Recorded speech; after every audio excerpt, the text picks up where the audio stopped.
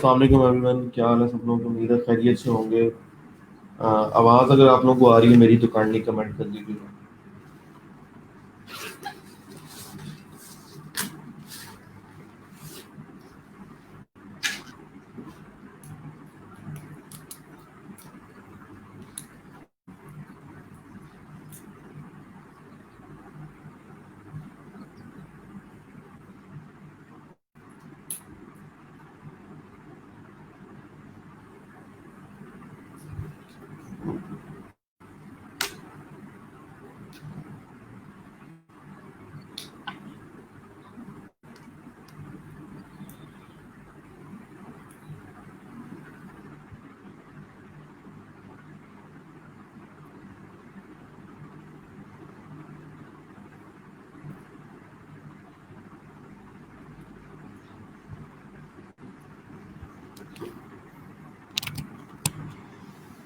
वालेकुम अस्सलाम। आप सबको मेरी तो काइंडली मुझे बता दें ताकि फॉरवर्ड जो है वो टॉपिक पे आऊँ।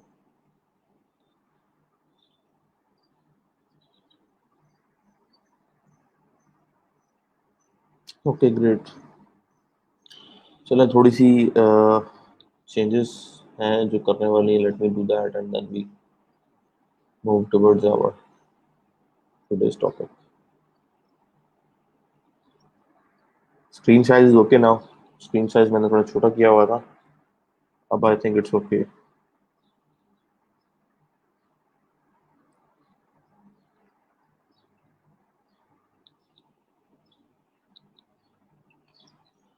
अच्छा जी, लास्ट टाइम हम लोग कन्वर्ट कर रहे थे इस डिज़ाइन को, और हमारे पास जो हमने अपना टैबलेट क्रिएट किया था उसमें लास्ट टाइम हम लोगों ने सेक्शन सी जो है थर्ड पार्ट हम लोग कन्वर्ट कर रहे थे अपने वेब पेज का। Let me open that.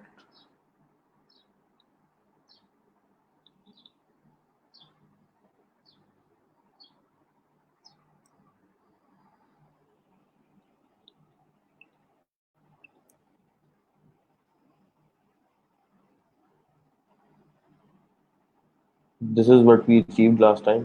ठीक है, थोड़ा सा आपको विड्थ का फर्क नज़र आ रहा होगा, that that is because of fonts. इसके अलावा ये लेआउट हमने अचीव किया था CSS और HTML के थ्रू। और फर्दर जो है हमने इसके डिफरेंट सेक्शंस के ऊपर बात करनी थी, और नेक्स्ट हमने इसकी रिस्पॉन्सिवनेस के ऊपर बात करनी थी। यहाँ तक किसी की कोई क्वेश्चन था तो मुझसे पूछ सकते हैं, otherwise I move to the next part.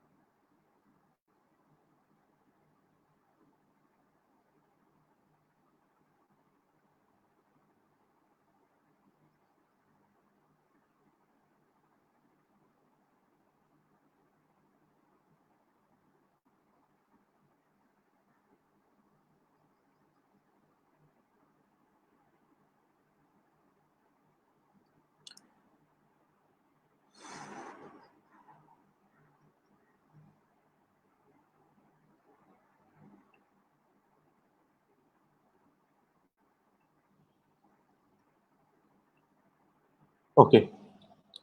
I was looking at responses. A few responses are there in our form जहाँ प्रोफाइल लिंक्स की बात की थी। अभी भी कुछ लोगों को responses बाकी हैं, और जिन्होंने responses सबमिट करवाए हैं उनमें से कुछ लोग ऐसे हैं जिनके अभी तक इनकम्प्लीट हैं, लाइक अपवर्क एंड freelancer.com।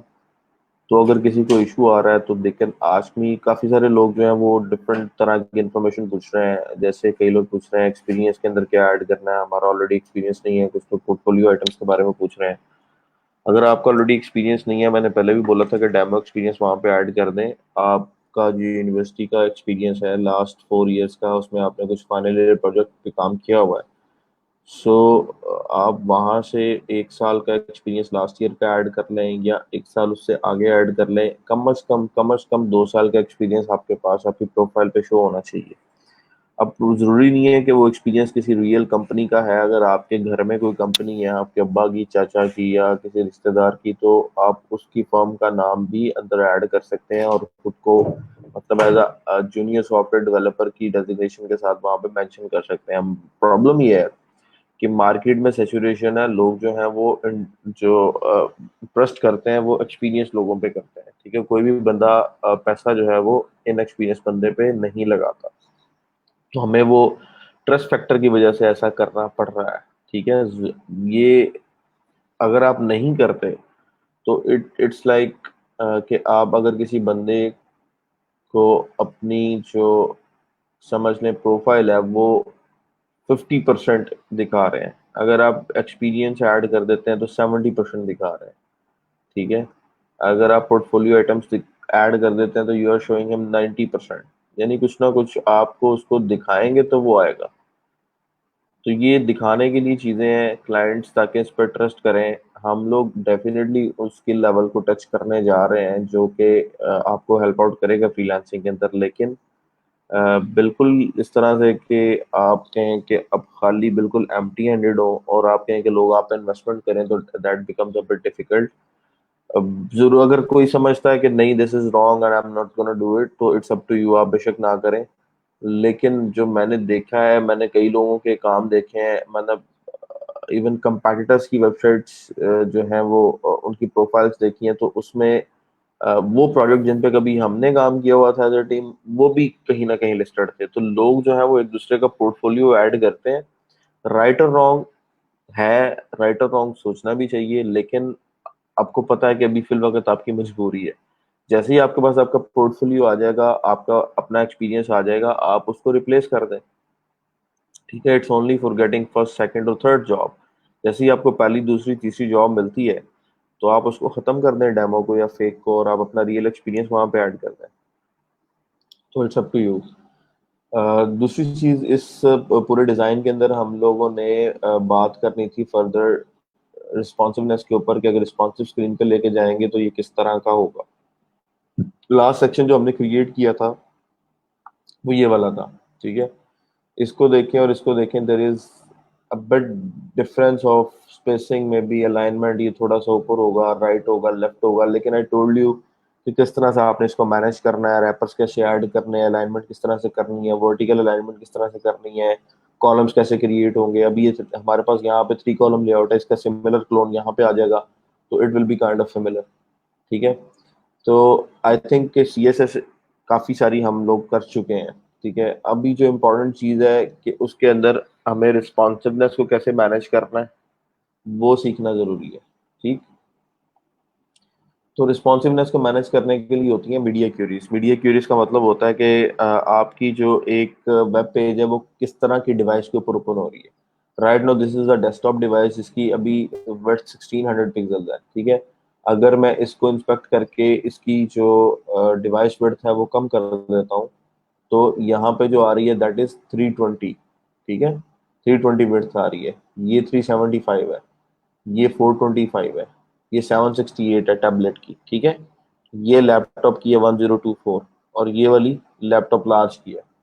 तो डिफरेंट डिवाइसेस विड्थ आपको यहाँ पे ऊपर नजर आ गई। उसके मुताबिक हम लोग अपनी सीएसएस को जो रूल्स हैं वो लिखते हैं, प्रॉपर्टीज को उसके मुताबिक डिजाइन करते हैं, ताकि हमारा लेआउट जो है हर डिवाइस के मुताबिक प्रॉपर आए।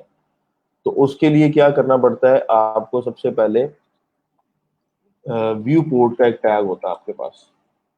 याद रखिएगा, अगर आपको रिस्पॉन्सिव सीएसएस करनी है, मीडिया क्यूरीज ऐड करनी है रिस्पॉन्सिव वेब डिजाइन के लिए, व्यू पोर्ट का टैग इज इंपॉर्टेंट। अगर आपके पेज में व्यू पोर्ट का टैग नहीं है तो आपकी क्यूरीज एट सम पॉइंट काम नहीं करेंगी। The viewport is the user's visible area of a web page. Viewport varies with the device, will be similar on a mobile phone than on a computer screen. Before, tablets and mobile phones web pages were designed only for computers, and it was common for web pages to have a static design fixed size. Introduce a method to let the web designer control over the view port through meta tag. ठीक है, ये इसका meta tag है। Name इसका view port है। Content इसका है width is equal to device width. Initial scale यानी जो जूम लेवल है दैट वुड बी 1.0। सो इसको आपने कॉपी करना है। ठीक है, और अपने कोड में ला के आपने इसको ऐड कर देना है हेड के अंदर। मुझे कोड का जो पार्ट है उसको ओपन करना था।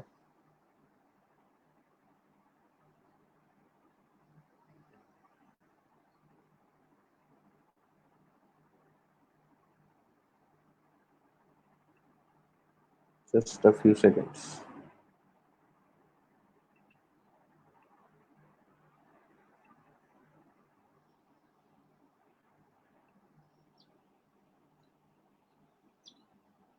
ठीक है, यहाँ पे हमारे पास हेड के अंदर स्टार्ट में हम लोग व्यू पोर्ट का टैग यूज कर लेते हैं।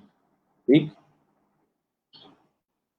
व्यू पोर्ट का टैग हमने इंक्लूड कर दिया। अब नेक्स्ट चीज हमने क्या करनी है, सीएसएस की media queries. CSS media queries इसलिए होती हैं रिस्पॉन्सिवनेस को मैनेज करने के लिए। आपकी जो वेबसाइट है उसका layout on different devices different width इस तरह का होना चाहिए। आपकी मर्जी के मुताबिक मीडिया क्यूरीज का काम है कि वो उसको कंट्रोल करें। ये एक सिंपल सी मीडिया क्यूरी लिखी हुई है @media only screen and max width 600 pixel. ठीक है, मीडिया क्यूरी के अंदर आप विड्थ तो डिफाइन कर सकते हैं मिनिमम और मैक्सिमम के लेवल से। मिनिमम का मतलब ये है कि ये मीडिया क्यूरी लगेगी जहां पर डिवाइस की विड्थ मिनिमम हो उससे ऊपर ऊपर वालों को, और मैक्सिमम का मतलब है जहां डिवाइस विड्थ ये हो उससे नीचे वालों को। यानी कि उन डिवाइसेस पे ये मीडिया क्यूरी अप्लाई करो जहां मैक्स विड्थ 600 पिक्सल तक है। मैक्स विड्थ 600 पिक्सल किसकी होगी, आपके मोबाइल डिवाइसेस की, क्योंकि आपकी अगर मोबाइल मतलब आपके पास कोई भी सेलफोन है, S4 है, S10 है, आपके पास आईफोन जो है वो 11 है, प्रो मैक्स है, वट एवर इट इज, उसकी जो विड्थ है that is not gonna beyond 600 pixels. तो 600 पिक्सल के अंदर अंदर जिस जिस चीज की डिवाइस विड्थ है उसके ऊपर ये क्यूरी लगेगी, जिसका मतलब है कि ये मोबाइल की क्यूरी है। Earlier in this tutorial, we made a web page with the rows and columns that are responsible. चलें इसको मैं अभी स्किप कर रहा हूँ। मैं सिर्फ आपको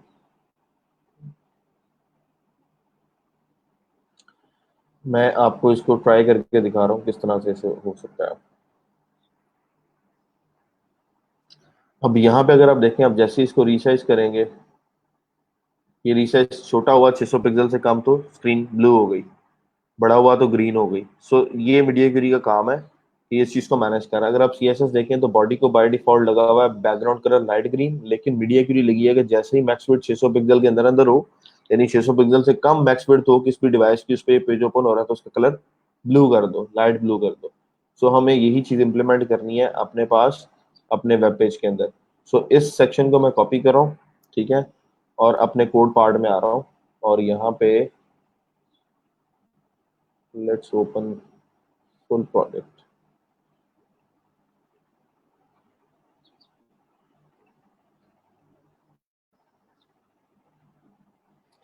ठीक है, यहाँ पे सीएसएस के अंदर लास्ट में आके मैंने ये मीडिया क्यूरी लगा दी। ठीक है, और यहाँ पे मैं लगा देता हूँ कि बॉडी का जो बैकग्राउंड कलर है that should be red.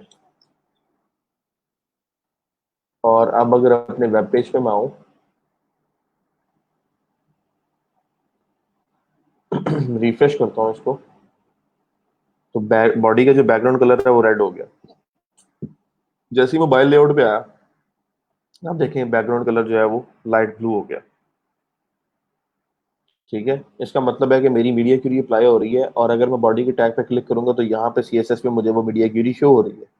Media only screen का मतलब यह है कि आपके पास डिफरेंट काइंड ऑफ मीडिया है। आप अगर इस वेब पेज को ओपन करते हैं प्रोजेक्टर के ऊपर, दैट इज अनदर मीडिया। अगर आप इसका प्रिंट लेते हैं तो that is another media. Print view different है, स्क्रीन व्यू डिफरेंट है, और जो डिफरेंट एक्सेसिबिलिटी डिवाइसेस है, जिस तरह वो आपके पास जो डिफरेंट लोगों के लिए होती हैं, डेफ्स वगैरह के लिए जहाँ पे वो हाथ लगा के चीज़ों को पढ़ते हैं, ठीक है, तो वो डिवाइसेस और हैं, वो एक्सेसिबिलिटी डिवाइसेस डिफरेंट है। तो हर किस्म की डिवाइस की अपनी स्क्रीन है, और उस स्क्रीन के हिसाब से उसका लेआउट जो है वो फिक्स होता है। तो यहाँ पे हमने सिर्फ ओनली स्क्रीन जो हमें डिस्प्ले में नजर आ रही है उसके लिए हमने लगाई है, प्रिंट व्यू के लिए नहीं लगाई, एक्सेसिबिलिटी डिफरेंट अदर डिवाइसेस के लिए नहीं लगाई। तो मीडिया की टाइप्स डिफरेंट हो सकती हैं, लेकिन हम सिर्फ ओनली स्क्रीन के लिए लगा रहे हैं, और उसके लिए लगा रहे हैं जहाँ पे मैक्स विड्थ 600 पिक्सल हो। आपने ये जो मीडिया क्यूरी देनी है, इसके अंदर आप मैक्स विड्थ और मिन विड्थ दोनों एट ए टाइम यूज कर सकते हैं, अगर आपको strict media query use use करनी है।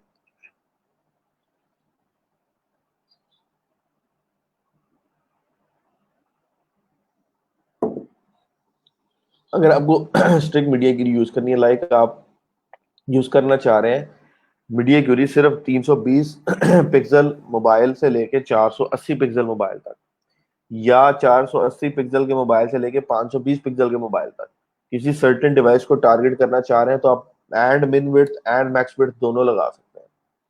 ठीक है, यानी यहाँ पे आप आए, मैं यहीं से कोई एग्जांपल निकालता हूँ।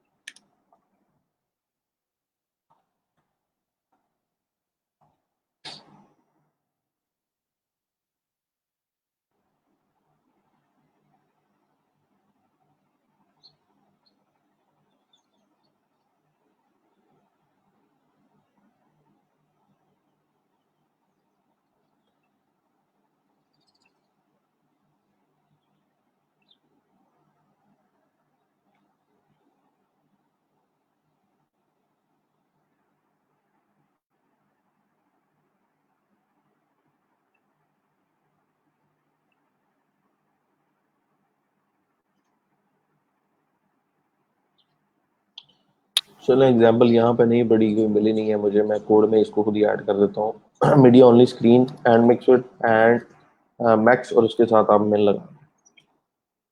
ठीक है, मिन विड्थ यहाँ पे आप जो है वो लेट सपोज लगा रहे हैं 480 पिक्सल मिन width and maximum width 600 pixel, तो ये बॉडी को कलर लगा दो। ठीक है, तो यहाँ पे देखेंगे डिवाइस पे 320 है, 320 पे रेड है, इसको खत्म करता हूँ तो रेड है, 320 भी रेड है और डेस्कटॉप भी रेड है। ठीक है, लेकिन अगर हम 480 वाले के अंदर एंटर हो जाए, ये देखें जैसे ही हम 480 क्रॉस कर रहे हैं तो हमारे पास ब्लू इंप्लीमेंट हो गई। यानी कि एक सर्टेन विड्थ के अंदर अगर आप हैं, अगर आपने मिन विड्थ भी लगाया मैक्स विड्थ भी लगाया, तो आपने रिस्ट्रिक्ट कर दिया विड्थ को।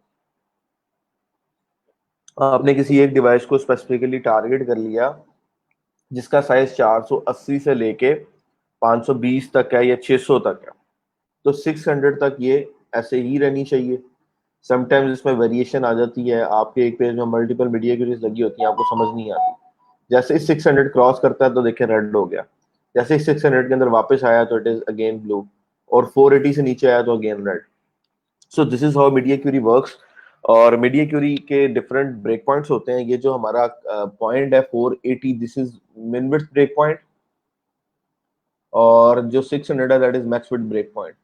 तो ये डिफरेंट ब्रेक पॉइंट्स होते हैं। अब आप जब अपने पेज को डिजाइन करेंगे या उसको रिस्पॉन्सिव बनाएंगे और मीडिया क्यूरीज को यूज करेंगे, तो आपके ब्रेक पॉइंट्स कितने होने चाहिए? आपके मल्टीपल ब्रेक पॉइंट्स हो सकते हैं एक डॉक्यूमेंट के अंदर, लेकिन जो स्टैंडर्ड ब्रेक पॉइंट्स हैं वो कहाँ से हमें मिलेंगे, किस तरह के होंगे?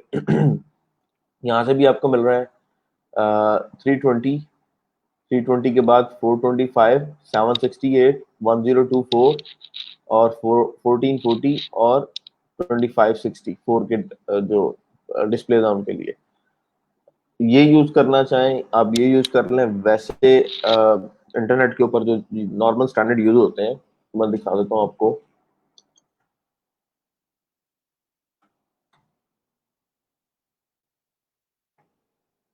यहाँ पे एक साइट होगी CSS ट्रिक्स, इसके ऊपर मीडिया क्यूरीज का साइज दिया हुआ, दैट इज एक्यूरेट।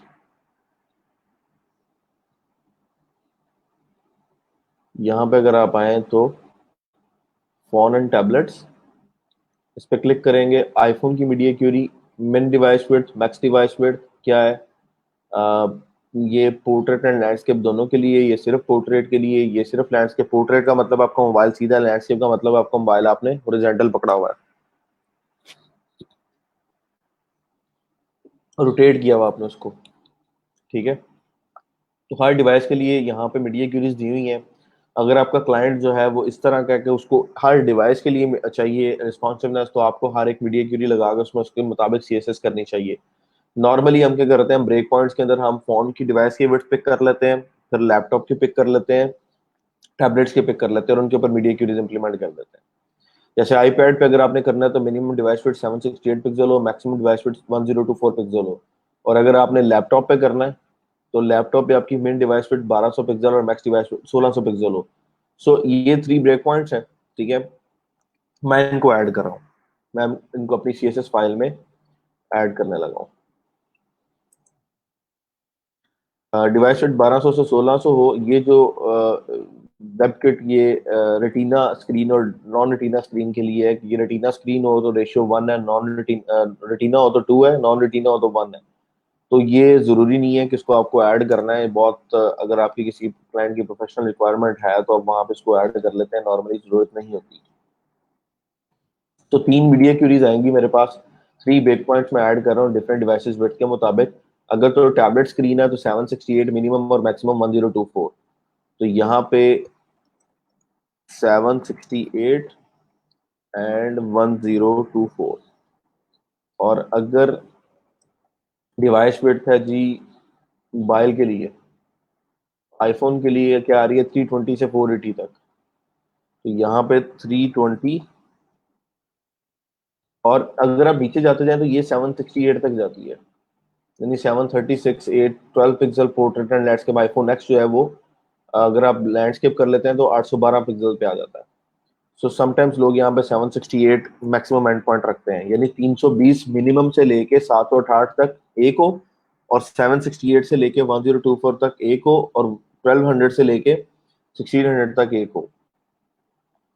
इसको हम 1200 कर देते हैं,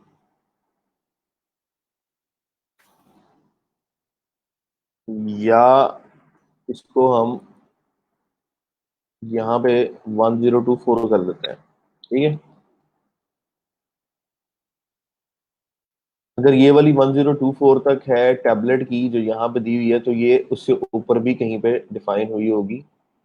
देखिए, एक 1112 पिक्सल भी आ रही है और 1366 पिक्सल भी आ रही है टैबलेट के अंदर। तो इस वजह से मैंने इसका जो एंड पॉइंट है, मैक्सिमम पॉइंट है, इसका मिनिमम पॉइंट रख दिया ताकि वो मीडिया क्यूरी नेक्सस में कवर हो जाए। अच्छा, अब हम चाह क्या रहे हैं? सबसे पहले हम चाह रहे हैं कि हमारे पास जब स्क्रीन ओपन हो या वेब पेज ये वाला ओपन हो, तो जैसे ही रिस्पॉन्सिव लेआउट में आए और मोबाइल डिवाइस के अंदर आए या टैबलेट के अंदर आए, तो हमारा ये जो फॉन्ट साइज है H1 का, that should be a bit larger. ये तकरीबन रीडेबिलिटी के हिसाब से इतना होना चाहिए, ठीक है, 100 पिक्सल पे आ जाए। तो यहाँ पे हम इसकी जो CSS है वो पिक करते हैं, सेक्शन डॉट फर्स्ट के अंदर जो H1 है उसकी फॉन्ट साइज इंक्रीज करनी है हमें। तो यहाँ पे मैं 7 कमेंट्स दे रहा हूँ। मोबाइल मीडिया क्यूरीज, ठीक है, यहाँ पे टैबलेट मीडिया क्यूरीज, और यहाँ पे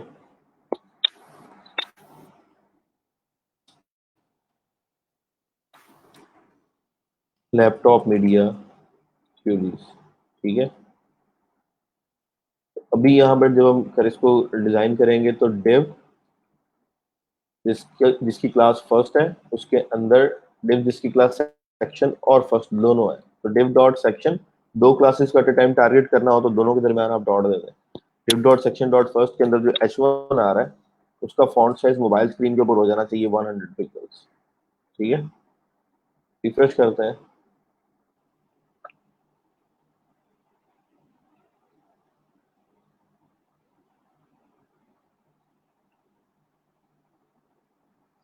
यहाँ पे देखें ये फॉन्ट साइज अप्लाई हो रहा है, इम्प्लीमेंट यहाँ पे हुआ है, लेकिन इसके ऊपर क्रॉस लगा रहा है। इसका मतलब ये है कि प्रायोरिटी जो है आपके ऊपर कोई भी H1 आ रहा है उसकी प्रायोरिटी आ रही है, ठीक है।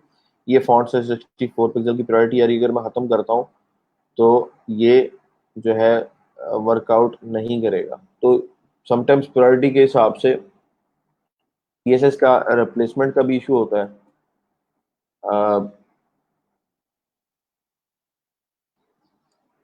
दूसरा एक टैग आपके पास होता है इम्पोर्टेंट का, आपके CSS प्रॉपर्टीज के अंदर अगर आपकी प्रॉपर्टी इस तरह से ओवरराइड हो रही हो कहीं पे, और आपको जिस स्पेसिफिक पार्ट को प्रायोरिटी देनी है, आप उसके आगे एक टैग लगा देते हैं इम्पोर्टेंट का। इम्पोर्टेंट से क्या होता है कि जिस भी प्रॉपर्टी को आपने ओवरराइड करना है उसके आगे इम्पोर्टेंट लगाएंगे, तो इम्पोर्टेंट वाला रूल जो है वो प्रायोरिटी पे अप्लाई होगा। ठीक है, तो यहाँ पे मैं इम्पोर्टेंट लगा रहा हूँ, वैसे ऐसा होना नहीं चाहिए। इसकी एक प्रैक्टिस और चेक कर लेते हैं, अगर हम इसको टॉप पे ले जाए मीडिया क्यूरी को, क्या रिजल्ट आता है। डिफॉल्ट तो मीडिया क्यूरी ही अप्लाई होनी चाहिए।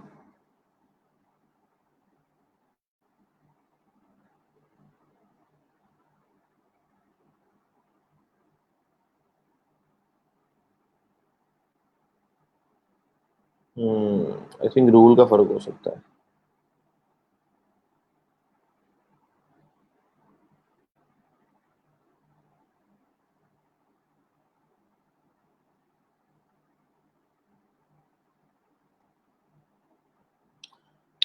चले, right now we have that important tag, उसको यूज करते हैं और अपनी मीडिया क्यूरी को कंप्लीट करते हैं।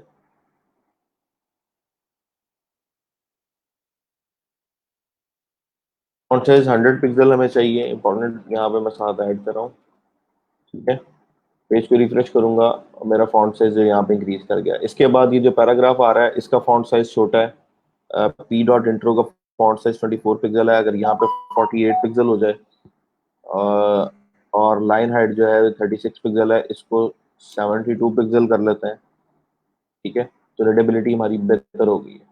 तो यही हमें अचीव करना है, यानी कि पी डॉट इंट्रो जो है उसके अंदर अगर फॉन्ट साइज हम इंक्रीज करके 24 पिक्सल्स को 48 पिक्सल्स कर रहे हैं। ठीक है, और जो लाइन हाइट है उसको हमने 72 पिक्सल्स कर दिया।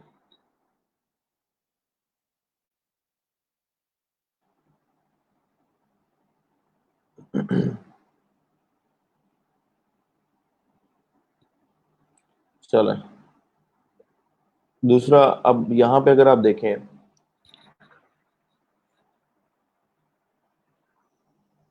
ये जो कॉलम्स हैं, हमने यहाँ पे कॉलम्स क्रिएट किए थे। कॉलम तो हमारे नीचे आ रहे हैं, यहाँ पे हम लोगों ने सेल क्रिएट किया हुआ है। ठीक है, इस सेल को हमने विड्थ असाइन की हुई है, और कितनी विड्थ है, 178 पिक्सल्स। मैं चाहता हूँ कि मोबाइल स्क्रीन पे जैसे ही आए तो यहाँ पे एक सेक्शन में दो दो बॉक्सेस आने शुरू हो जाए, बजाय इसके कि एक सेक्शन में 4 बॉक्सेस आए। ठीक है, तो हमारे पास अगर हम मीडिया क्यूरी मोबाइल के अंदर जाके इस सेल को 50% विड्थ दे दें, तो ये अपनी विड्थ एक्वायर कर लेगा दो बॉक्सेस के मुताबिक। यानी कि अगर 50% देंगे, एक बॉक्स की विड्थ 50% करेंगे तो हाफ स्क्रीन, और दूसरे की 50% करेगा तो हाफ स्क्रीन पिक कर लेगा, यानी एक बॉक्स दो के बराबर आ जाएगा। तो ऊपर वाली रो में दो बॉक्सेस आने चाहिए। ठीक है, आप इसको एक करना चाहें एक कर लें, इट्स अप टू यू, आपकी अपनी अरेंजमेंट। अगर मैं यहाँ पे इसकी विड्थ पहले से ही इंप्लीमेंट करके चेक कर लूँ, 50% कर दूं, यानी एक 50% यहाँ पे बॉक्स आ जाए, एक 50% यहाँ पे आ जाए, या अगर मैं इसको टोटल 100% कर दूंगा, उससे क्या होगा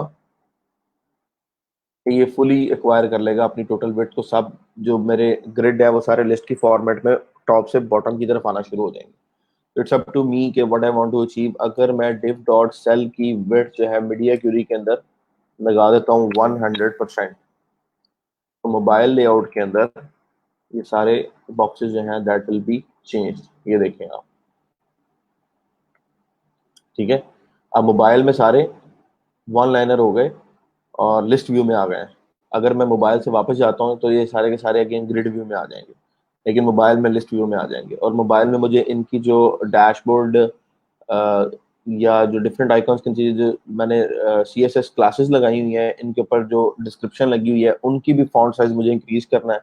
तो यानी कि मीडिया क्यूरी के अंदर वोवल एंकर जिसकी क्लास सर्विस लिंक है उसका फॉन्ट साइज इंक्रीज होना चाहिए। तो ए डॉट सर्विस लिंक, और उसका जो फॉन्ट साइज है मेरे पास वो राइट नाउ कितना आ रहा है, अगर मैं कंप्यूटर में चेक करूँ तो 20 पिक्सल है। तो इसको इंक्रीज करके मैं करना चाह रहा हूँ फॉन्ट साइज 40 पिक्सल्स। ठीक है, तो it's a bit readable now. तो आप ऊपर भी आपने 48 किया तो इसको भी 48 कर दें, सिमेट्री रह जाएगी थोड़ी सी आपके स्टाइलिंग के अंदर। ठीक है, तो ये हमने अचीव कर लिया। दूसरा, यहाँ पे ये जो FA2X है, यहाँ पे भी अगर आप देखें 2X लगाने से यहाँ पे फॉन्ट साइज 2 EM आ रहा है। अगर मैं इस फॉन्ट साइज को इंक्रीज करके 4 EM कर देता हूँ तो ये भी साइज में बड़ा हो जाएगा। सो यही मुझे करना है कि FA tach alt meter, tachometer, tachometer alt, तो इसको मैं यहाँ पे इंक्रीज कर देता हूँ कि मोबाइल के ऊपर इस क्लास को जो है वो फॉन्ट साइज क्या लगना चाहिए, 4 EM लगना चाहिए। ठीक है, इससे मेरा आइकॉन का साइज भी इंक्रीज कर देगा, क्योंकि आपने हर जगह FA2X यूज किया हुआ है। अगर आप सिर्फ FA2X पे लगा देंगे तो सारे एट ए टाइम आपके इंक्रीज कर देंगे, यानी FA2X मोबाइल के ऊपर आगे 4 EM होना चाहिए। तो सब में 2X लगा हुआ है, ऑटोमेटिकली सब पे 4 EM लगेगा, सबके जो साइजेस वो इंक्रीज कर जाएंगे। ठीक है। थर्ड चीज अगर मैं देखूं तो स्पेसिंग का मजा नहीं आ रहा। जो सेल हाइट है वो 116 पिक्सल जो है वो कम लग रही है मुझे, इसको 216 पिक्सल होना चाहिए, इस तरह से आनी चाहिए। ठीक है, तो अब इसकी हाइट को भी इंक्रीज कर दें ताकि वो भी रीडेबिलिटी का आपका कोई इशू ना आए। तो ये सारी चीजें जो है ये आपको समझाने के लिए हैं। जो लेआउट आपने अचीव करना है वो आपने अपने क्लाइंट की मर्जी से ही करना है, ये मैं सिर्फ आपको समझा रहा हूँ। आपने क्या करना है, सोर्स वेबसाइट को मोबाइल में ओपन करना है और उसके मुताबिक अपनी CSS करनी है। यहाँ पे देखें तो तकरीबन यहाँ पे भी सिमिलर लेआउट है, सिर्फ इतना फर्क है कि यहाँ पे हेडिंग आपकी तकरीबन अप्रोच कर रही है सेल के एंड को।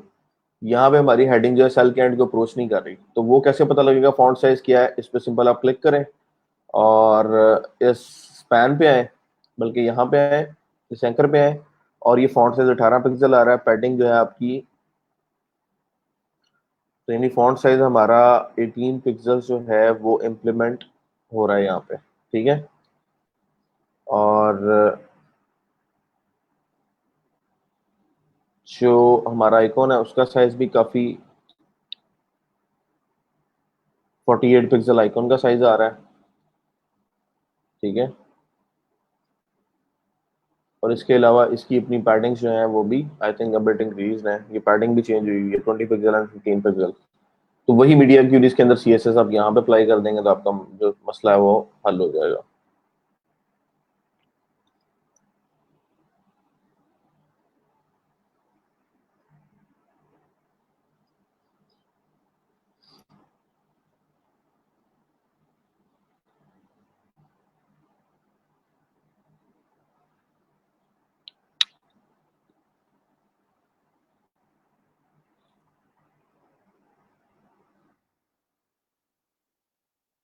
फॉन्ट का जो साइज है वो बेसिकली टेक्स्ट पे भी डिपेंड करता है आपके।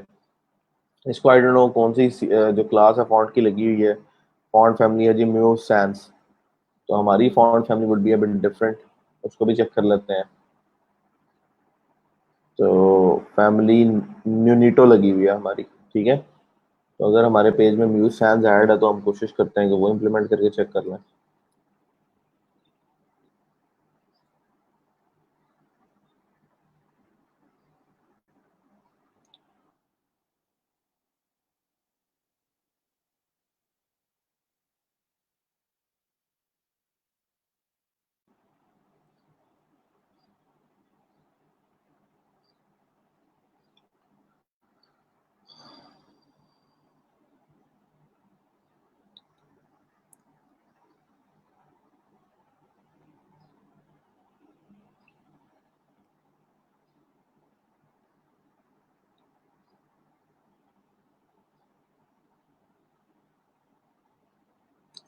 फिर टैग का एक थोड़ा सा फर्क आता है,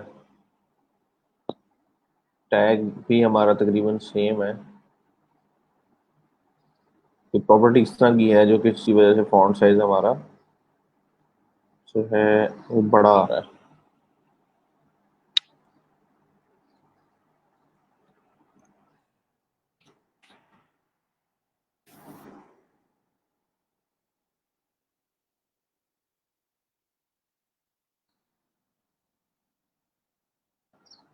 बहरहाल फॉन्ट साइज आप इंक्रीज करके इसको मजीद जो विड्थ है उसको उसके मुताबिक कर सकते हैं जितना भी आप करना चाह रहे हैं। और जो CSS आपने फिर इम्प्लीमेंट करनी है वो अपने क्लाइंट की रिक्वायरमेंट को देख के इम्प्लीमेंट करनी है। और जो लेआउट है उसको चेंज करने का एक ही तरीका है आपका कि आप मीडिया क्यूरीज को यूज करके उसको चेंज कर लें। और आइकॉन्स भी आपके सिमिलर साइज के होने चाहिए। अगेन रूलर एक्सटेंशन आप यूज कर सकते हैं, यहाँ पे उससे मयरिंग करें और राइट साइड पे आके आप उसी के मुताबिक अपने साइजेस क्रिएट कर लें। तो ये हमारा था जो काम हमने किया मोबाइल के लिए। अगर टैबलेट में आ जाए तो हम इसी div डॉट सेल की विड्थ को 50% पे ले जाते हैं। ठीक है।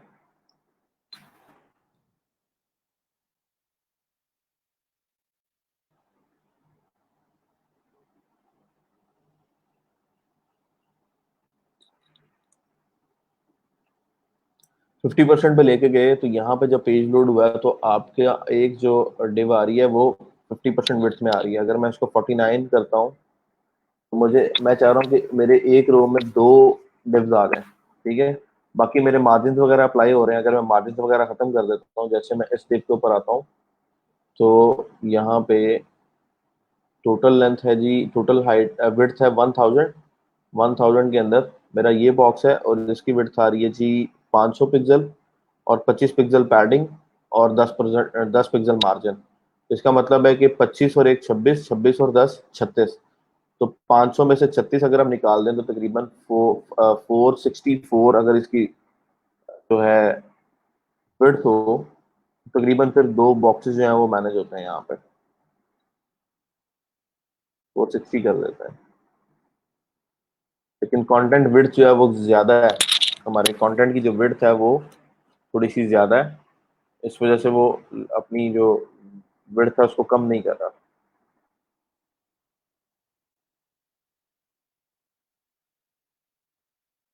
पैडिंग भी कम करें।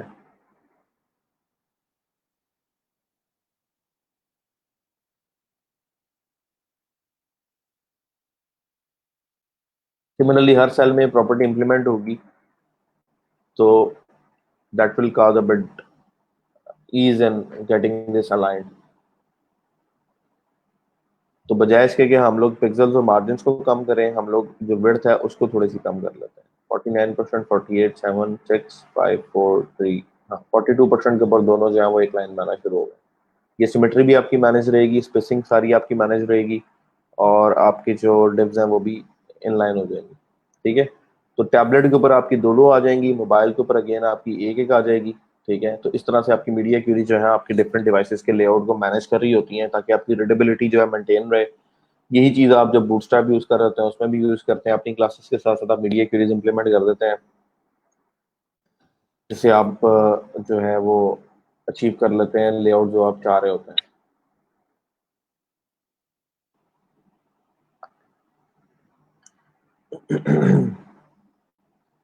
अब मैक्स डिवाइस विड्थ 768 पिक्सल के अंदर अंदर हम लोग अभी खड़े हुए हैं तो हमें जो है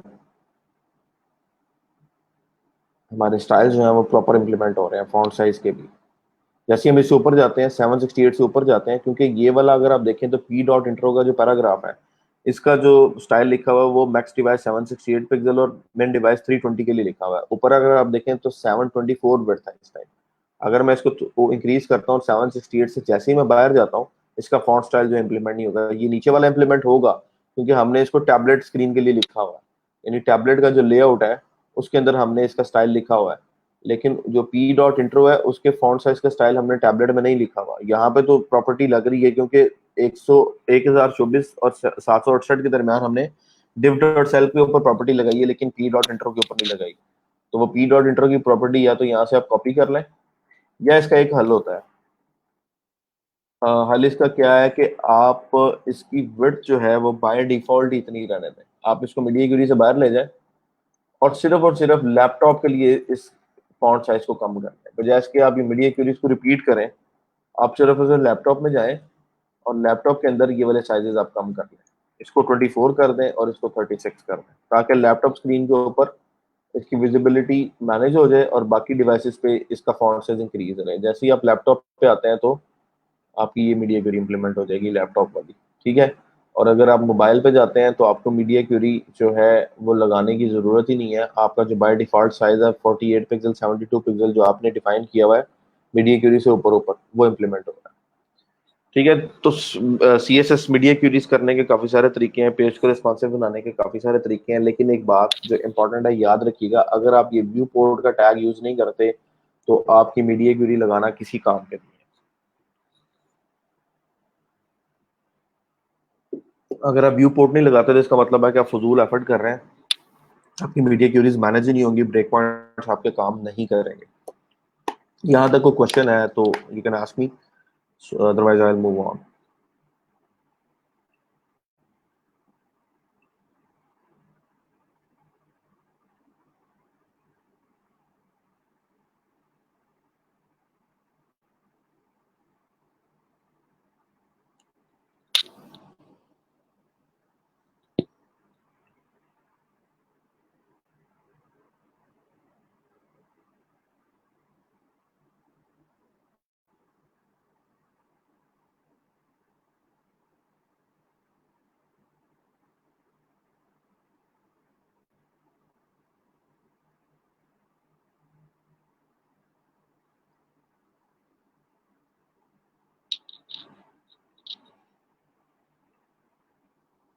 ओके अच्छा, नेक्स्ट जो चीज हम करने जा रहे हैं वो है बूटस्ट्रैप। बूटस्ट्रैप बेसिकली क्या चीज़ है? बूटस्ट्रैप है जी रिस्पॉन्सिव लेआउट, आपका रिस्पॉन्सिव CSS फ्रेमवर्क, जो कि आपकी स्क्रीन को डिवाइड कर देता है टोटल 12 कॉलम्स के अंदर। ठीक है।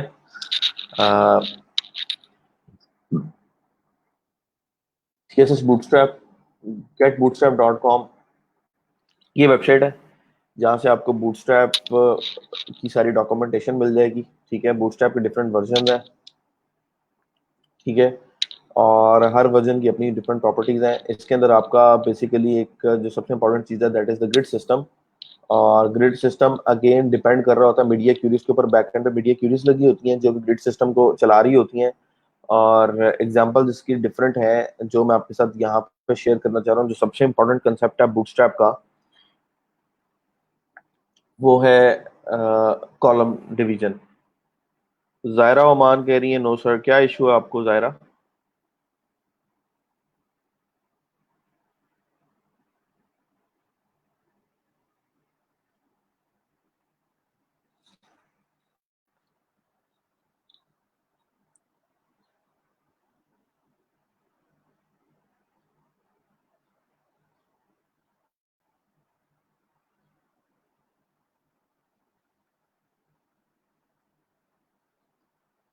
जी जायरा, कहाँ प्रॉब्लम है?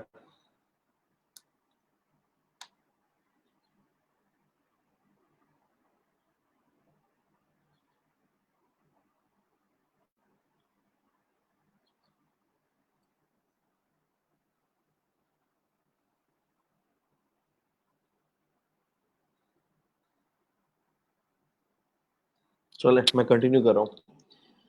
अच्छा, बूटस्ट्रैप का जो सबसे इम्पोर्टेंट जो चीज़ है दैट इज कॉलम लेआउट। जो ये क्रिएट करता है ग्रिड सिस्टम। ग्रिड सिस्टम क्या होता है कि आपकी स्क्रीन को टोटल 12 कॉलम्स में डिवाइड कर देता है। ठीक है। 12 कॉलम्स में डिवाइड करने के बाद आपको कुछ मिल जाती हैं क्लासेस, जो क्लासेस आपके different screen width with columns को रिप्रेजेंट कर रही होती है। जैसे if I open something here like,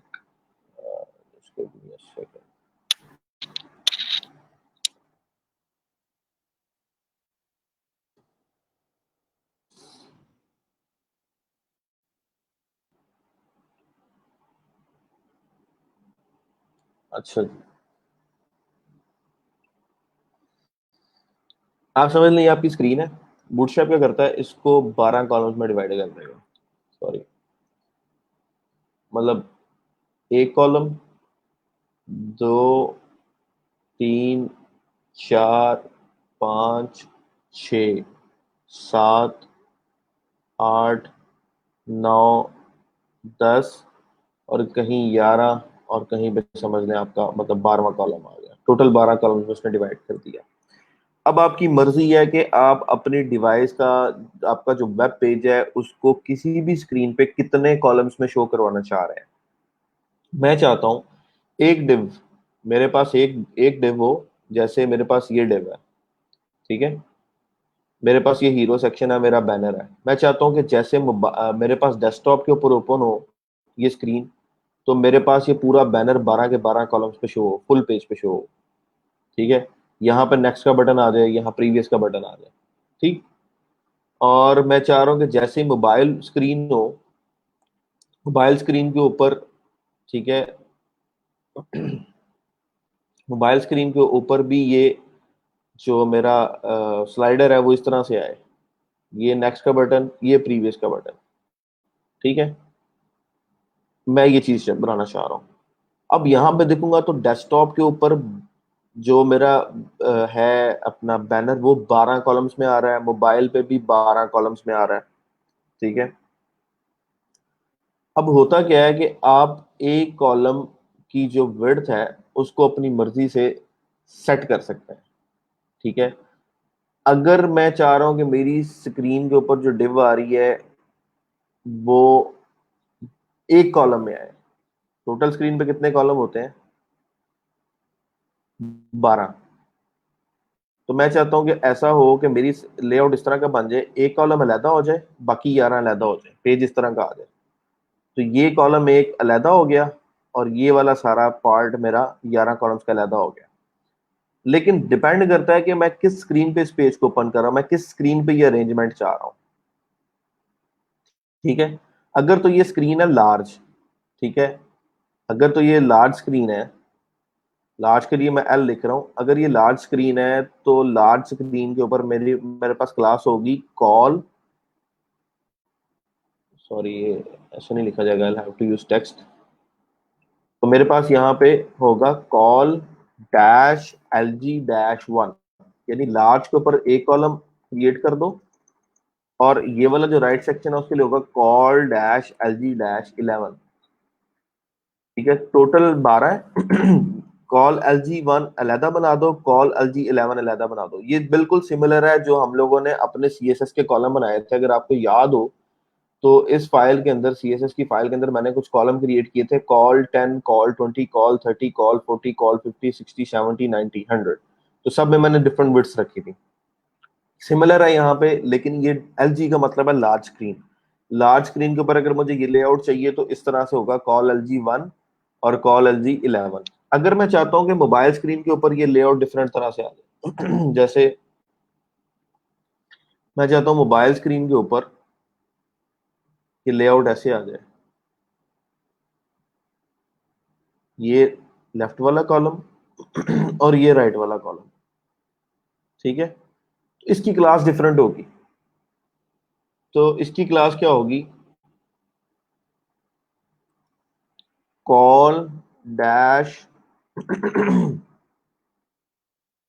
अब ये स्क्रीन या मीडियम स्क्रीन गिनी जाती है, स्मॉल गिनी जाती है, तो एस एम सिक्स होगी और col dash S M six होगी। यानी कि स्मॉल स्क्रीन पे इस डिव को 6 कॉलम के बराबर कर दो, लार्ज स्क्रीन पे इस डिव को एक कॉलम के बराबर कर दो। समझ आ रही है? ये बेसिकली दो डिव्स हैं, एक डिव ये है, ठीक है, एक डिव ये है और एक डिव ये है। ये दोनों डिव्स हैं, इन डिव्स को दो क्लासेस लगाई हैं। Call L G one class का मतलब है लार्ज स्क्रीन पे इस डिव का एक कॉलम बना दो, और इस डिव को कॉल एल जी 11 क्लास का मतलब है लार्ज स्क्रीन पे 11 कॉलम पे इसको विड्थ को ले जाओ। और मोबाइल स्क्रीन पे इस डिव की स्मॉल या मीडियम स्क्रीन पे 6 कॉलम की विड्थ बना दो और दूसरे की भी 6 कॉलम की विड्थ बना दो।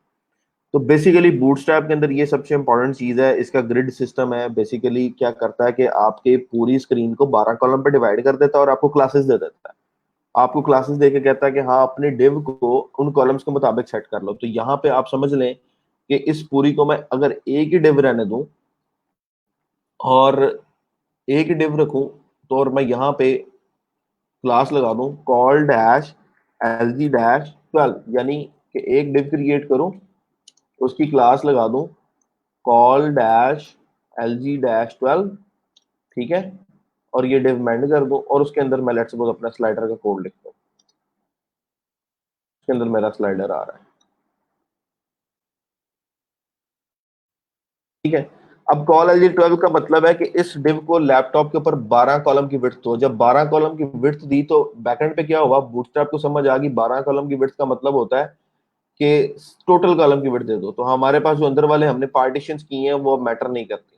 अब ये जो डिव है वो पूरी स्क्रीन पे आ रही है, तो इंटरनली 12 के 12 कॉलम उसको साइन हो गए। ये पार्टीशन मैटर नहीं करती, ठीक है। और अगर मैं इसके साथ क्लास लगा देता हूँ, जैसे यहाँ पे मैं क्लास लगाता हूँ कि जो मेरे पास मोबाइल स्क्रीन है, क्योंकि आप एक ही डिव का मोबाइल और डेस्कटॉप बिहेवियर क्लासेस से कंट्रोल करते हैं बूटस्ट्रैप के अंदर। तो मैं कहता हूँ कि मोबाइल के ऊपर एसएम जब स्क्रीन हो तो इस डिव का साइज 12 रहने देना, यानी मोबाइल पे भी टोटल 12 कॉलम होते हैं तो वहां पे भी इसको फुल विड्थ रहने देना। लेकिन अगर मैं चाहता हूँ कि मोबाइल पे ये वाली 12 में ना आए, 6 में आए या 8 में आए, तो मैं यहाँ पे 8 लगा दूंगा। तो जो चीज यहाँ पे फुल विड्थ में होगी वो यहाँ पे फिर 8 में आ जाएगी। जैसे अगर मैं यहाँ पे आता हूँ तो फिर साइज का फर्क पड़ जाएगा। क्या फर्क पड़ेगा कि मेरा जो मेरा स्ट्रक्चर है डिव का वो फिर इतना हो जाएगा। ये वाली जो राइट पे स्पेस है ये एम्प्टी रह जाएगी और टोटल 8 कॉलम हो जाएंगे। अगर मैं इस एस एम 8 को चेंज करके 12 करूंगा तो फिर मोबाइल स्क्रीन पे भी पूरे 12 कॉलम की विड्थ असाइन होगी। तो आपकी screen at a time 12 columns पे होती है, चाहे आपने उसको लैपटॉप पे ओपन किया हुआ है चाहे आपने उसको मोबाइल पे ओपन किया हुआ है, ठीक है। तो उससे क्या होता है कि आपकी स्क्रीन जो है उसको क्लासेस देके आप उसकी विड्थ को मैनेज करते हैं कि इस डिव की विड्थ लार्ज स्क्रीन पे 12 कॉलम्स में आनी चाहिए, एक में आनी चाहिए, तीन में आनी चाहिए, चार में आनी चाहिए। और जब आप इसको स्मॉल पे लेके जाते हैं डिवाइसेस पे तो कितने कॉलम में आनी चाहिए। अगर अब आप इस चीज को देखें, इस ग्रिड सिस्टम को, तो आपको समझ आएगी कि यहाँ पे देखें 12 कॉलम है और आपने हर एक के ऊपर -1 यूज किया हुआ, यानी कि आप चाह रहे हैं कि मीडियम स्क्रीन के ऊपर ये जो पूरी डिव है इसको कंसिडर कर लें कि ये एक डिव है। तो वो आपके एक कॉलम में है, ये एक डिव, ये दूसरी डिव, ये तीसरी डिव, ये चौथी डिव, सबको एक एक सेल की क्लास लग रही है, एक एक कॉलम सबको दे दो तो 12 डिव्स यहाँ पे सीधी आ गई। लेकिन अगर मैं एक ही डिव को कॉल एमडी एड करता हूँ तो मीडियम स्क्रीन पे एक ही डिव को 8 कॉलम की क्लास लग गई और यहाँ पे दूसरी को 4 कॉलम की क्लास लग गई, यानी कि आपने उसको डिवाइड कर दिया। फिर अगर आप चाहते हैं कि 3 कॉलम लेआउट अचीव करना है तो आप 3 डिव्स बनाएं और हर डिव को MD4 की क्लास लगा दें। MD4 का मतलब है कि मीडियम स्क्रीन के ऊपर उसको 4 कॉलम मिल रहे हैं। एक डिव का 4 कॉलम का साइज है, फिर दूसरी डिव का 4 कॉलम का साइज है, फिर तीसरी डिव का 4 कॉलम का साइज है। तो ये बेसिकली जो बूटस्ट्रैप फ्रेमवर्क में ये आया था ग्रिड सिस्टम, इसलिए ये जो आपको, मतलब आप एंड्रॉइड ओपन करते हैं अपना सेलफोन तो ऊपर आइकॉन्स आ रहे हैं, ग्रिड फॉर्मेट होता है। ग्रिड का मतलब होता है आपके पास ग्रिड क्या होता है मैं आपको ये भी बता दूं, कई लोगों को उससे भी आइडिया नहीं होगा। ग्रिड क्या होता है जी, ये बेसिकली एक ग्रिड है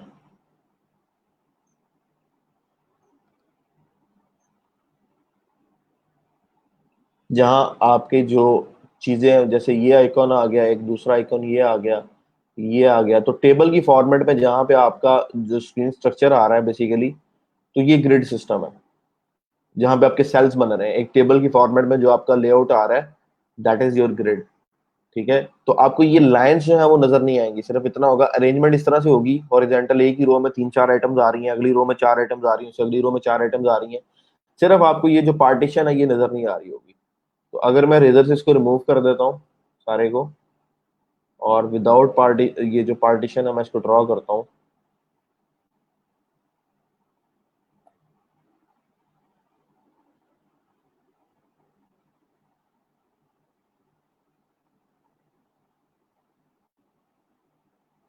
तो अगर आप 3 बाय 3 का ग्रिड बना रहे हैं तो किस तरह का होगा,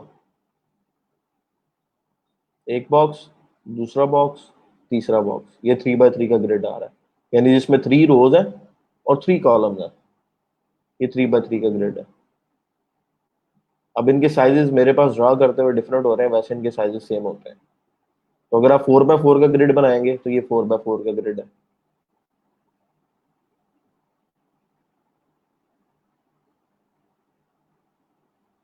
तो 4 बाय 4 में चार ही इस साइड पे आपकी, ये बेसिकली अगर आप इस साइड पे आते हैं तो ये भी मैं बताता जाऊँ, इस साइड पे आते हैं तो ये क्या है, और इस साइड पे आते हैं तो ये क्या है। यहाँ पे आपके कॉलम्स हैं, ये साइड आपके कॉलम्स हैं, ठीक है, और ये वाली साइड आपकी क्या है, रोज है। ऊपर से नीचे आते जाए तो रोज बढ़ती जाती हैं और लेफ्ट से राइट जाते हैं तो कॉलम्स बढ़ते जाते हैं।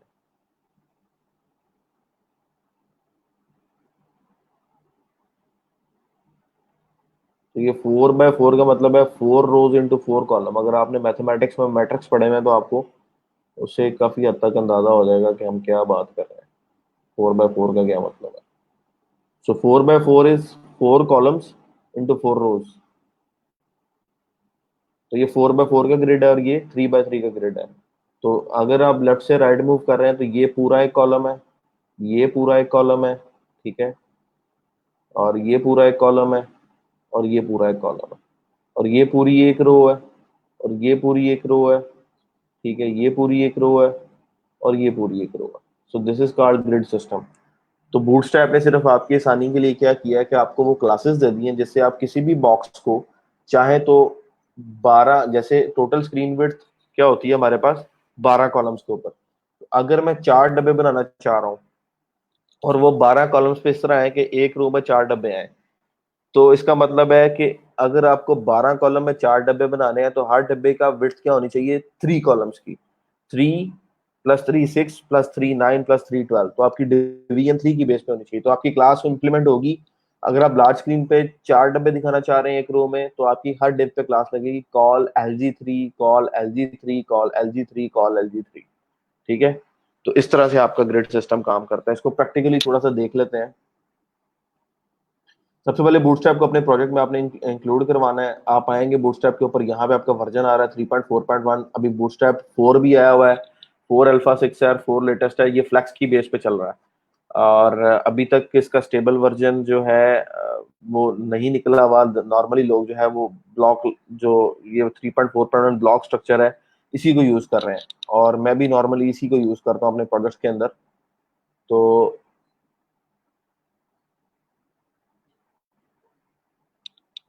3.3.7 के बाद आया 3.4, ठीक है। 3.4.1 वर्जन 3 का लेटेस्ट वर्जन है। 3.4.1 जो पिछला मैंने खोला था दैट वाज 3.3.7।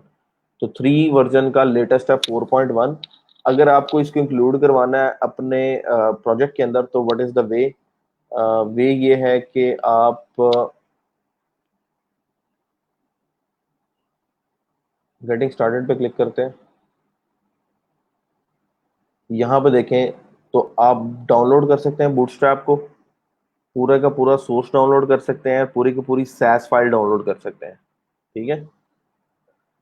ना मुझे ये चाहिए ना मुझे ये चाहिए, या तो मैं यहाँ से डाउनलोड कर लूँ या दूसरा तरीका है कि CDN के थ्रू प्लेस कर लूँ। डाउनलोड करने की जरूरत नहीं है, ठीक है। अ, यहीं से ये स्टाइल शीट कॉपी करूँ, इसको उठा के अपने प्रोजेक्ट के अंदर मैं प्लेस कर रहा हूँ। बल्कि मैं यहाँ पे एक नया प्रोजेक्ट क्रिएट कर रहा हूँ बूटस्ट्रैप के लिए।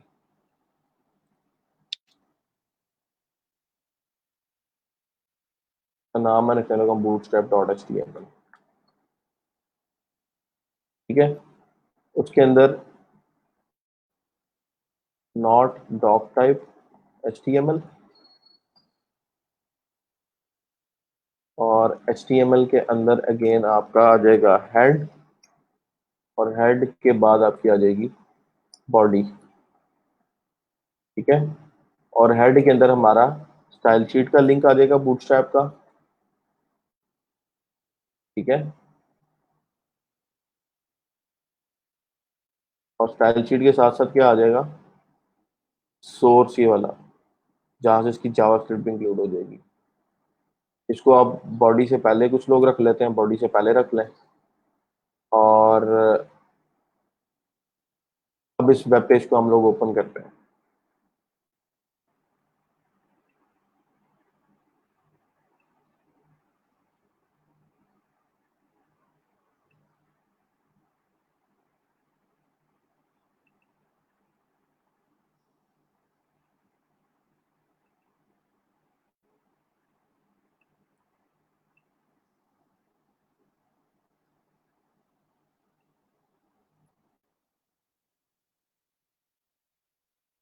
ये वेब पेज ओपन हो गया।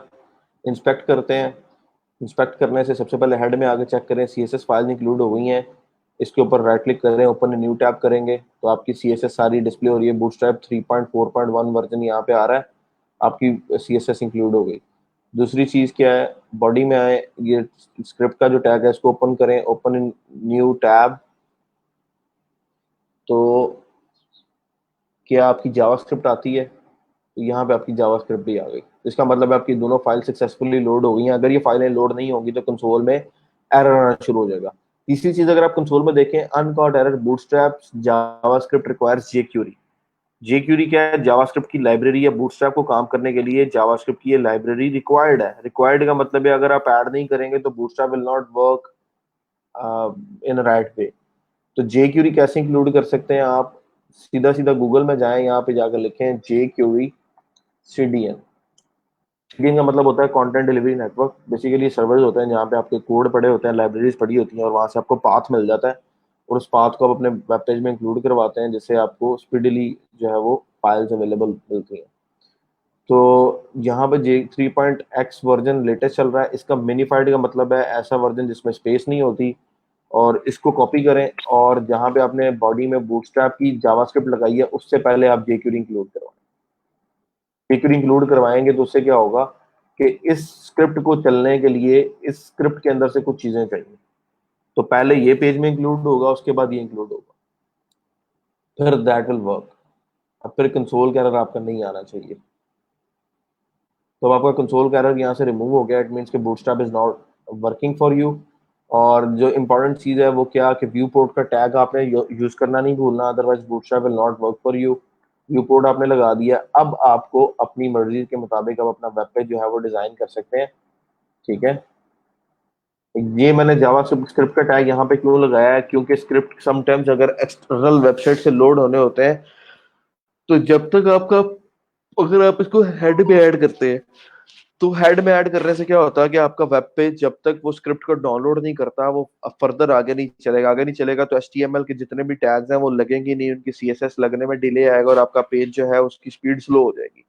तो बॉडी के जितने भी टैग्स हैं और सीएसएस है वो इंप्लीमेंट होनी चाहिए, उसके बाद स्क्रिप्ट पेज में इंक्लूड हो जाएंगे तो दैट इज ओके। उससे आपकी स्पीड नहीं खराब होगी।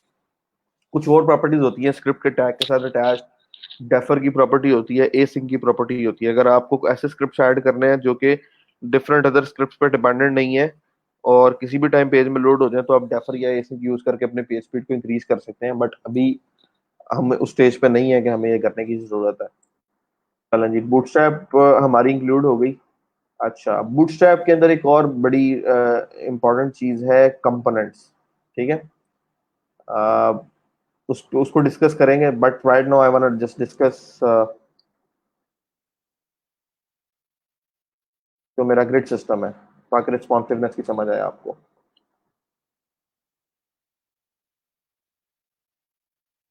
सेव किया पेज को, मैं यहाँ पे चला रहा हूँ स्टार्टिंग बूटस्ट्रैप। ठीक है। मैं चाह रहा हूँ कि मैं एक लेआउट क्रिएट करूँ, और उस लेआउट के अंदर मेरे पास इस तरह का लेआउट हो कि मोबाइल के ऊपर मेरे पास हो तीन डिफरेंट कॉलम्स में वो लेआउट है। जो मेरा डेस्कटॉप है उसमें तीन कॉलम्स में है, और जो मेरा मोबाइल है उसमें एक कॉलम में है। जैसे हमने लास्ट टाइम ये क्रिएट किया था, ये वाले पॉइंट्स जो क्रिएट किए थे कि टैबलेट स्क्रीन पे दो आ रहे हैं, लार्ज स्क्रीन पे लैपटॉप पे मेरे पास चार आ रहे हैं, और मोबाइल पे मेरे पास एक आ रहा है। सो ये चीज मैं अचीव करना चाह रहा हूँ बूटस्ट्रैप के थ्रू। मैं कैसे कर सकता हूँ? इसके लिए तो हमने मीडिया क्यूरीज इंप्लीमेंट किए हैं। यहाँ पे हमें वो मीडिया क्यूरीज लगाने की ऐसा जरूरत नहीं है, अनलेस कि हमें स्टाइलिंग करनी पड़े। सो डिव बूटस्ट्रैप जब भी आप करेंगे याद रखिएगा, बॉडी में जब भी काम करें सबसे पहले एक रैपर बना लें। कंटेनर रैपर एक होता है बाय डिफॉल्ट, आप वो लगा लें। और बूटस्ट्रैप के अंदर एक क्लास लगती है कंटेनर की। अभी भी आपने कोई चीज एक सेक्शन नया क्रिएट करना है तो कंटेनर को लाजमी यूज करना है। ये कंटेनर की क्लास क्या करती है कि कंटेनर आपके पेज की विड्थ को फिक्स कर देती है एट सम पॉइंट। जैसे अगर मैं यहाँ पे कंटेनर रैपर पे जाऊंगा तो यहाँ देखें स्टाइलिंग कुछ भी नहीं आ रही, लेकिन अगर मैं कंटेनर पे आता हूँ तो यहाँ पे आप देखेंगे विड्थ 750 पिक्सल फिक्स विड्थ लगी है। यानी अब अगर मैं इसके अंदर कोई भी H1 लिखता हूँ,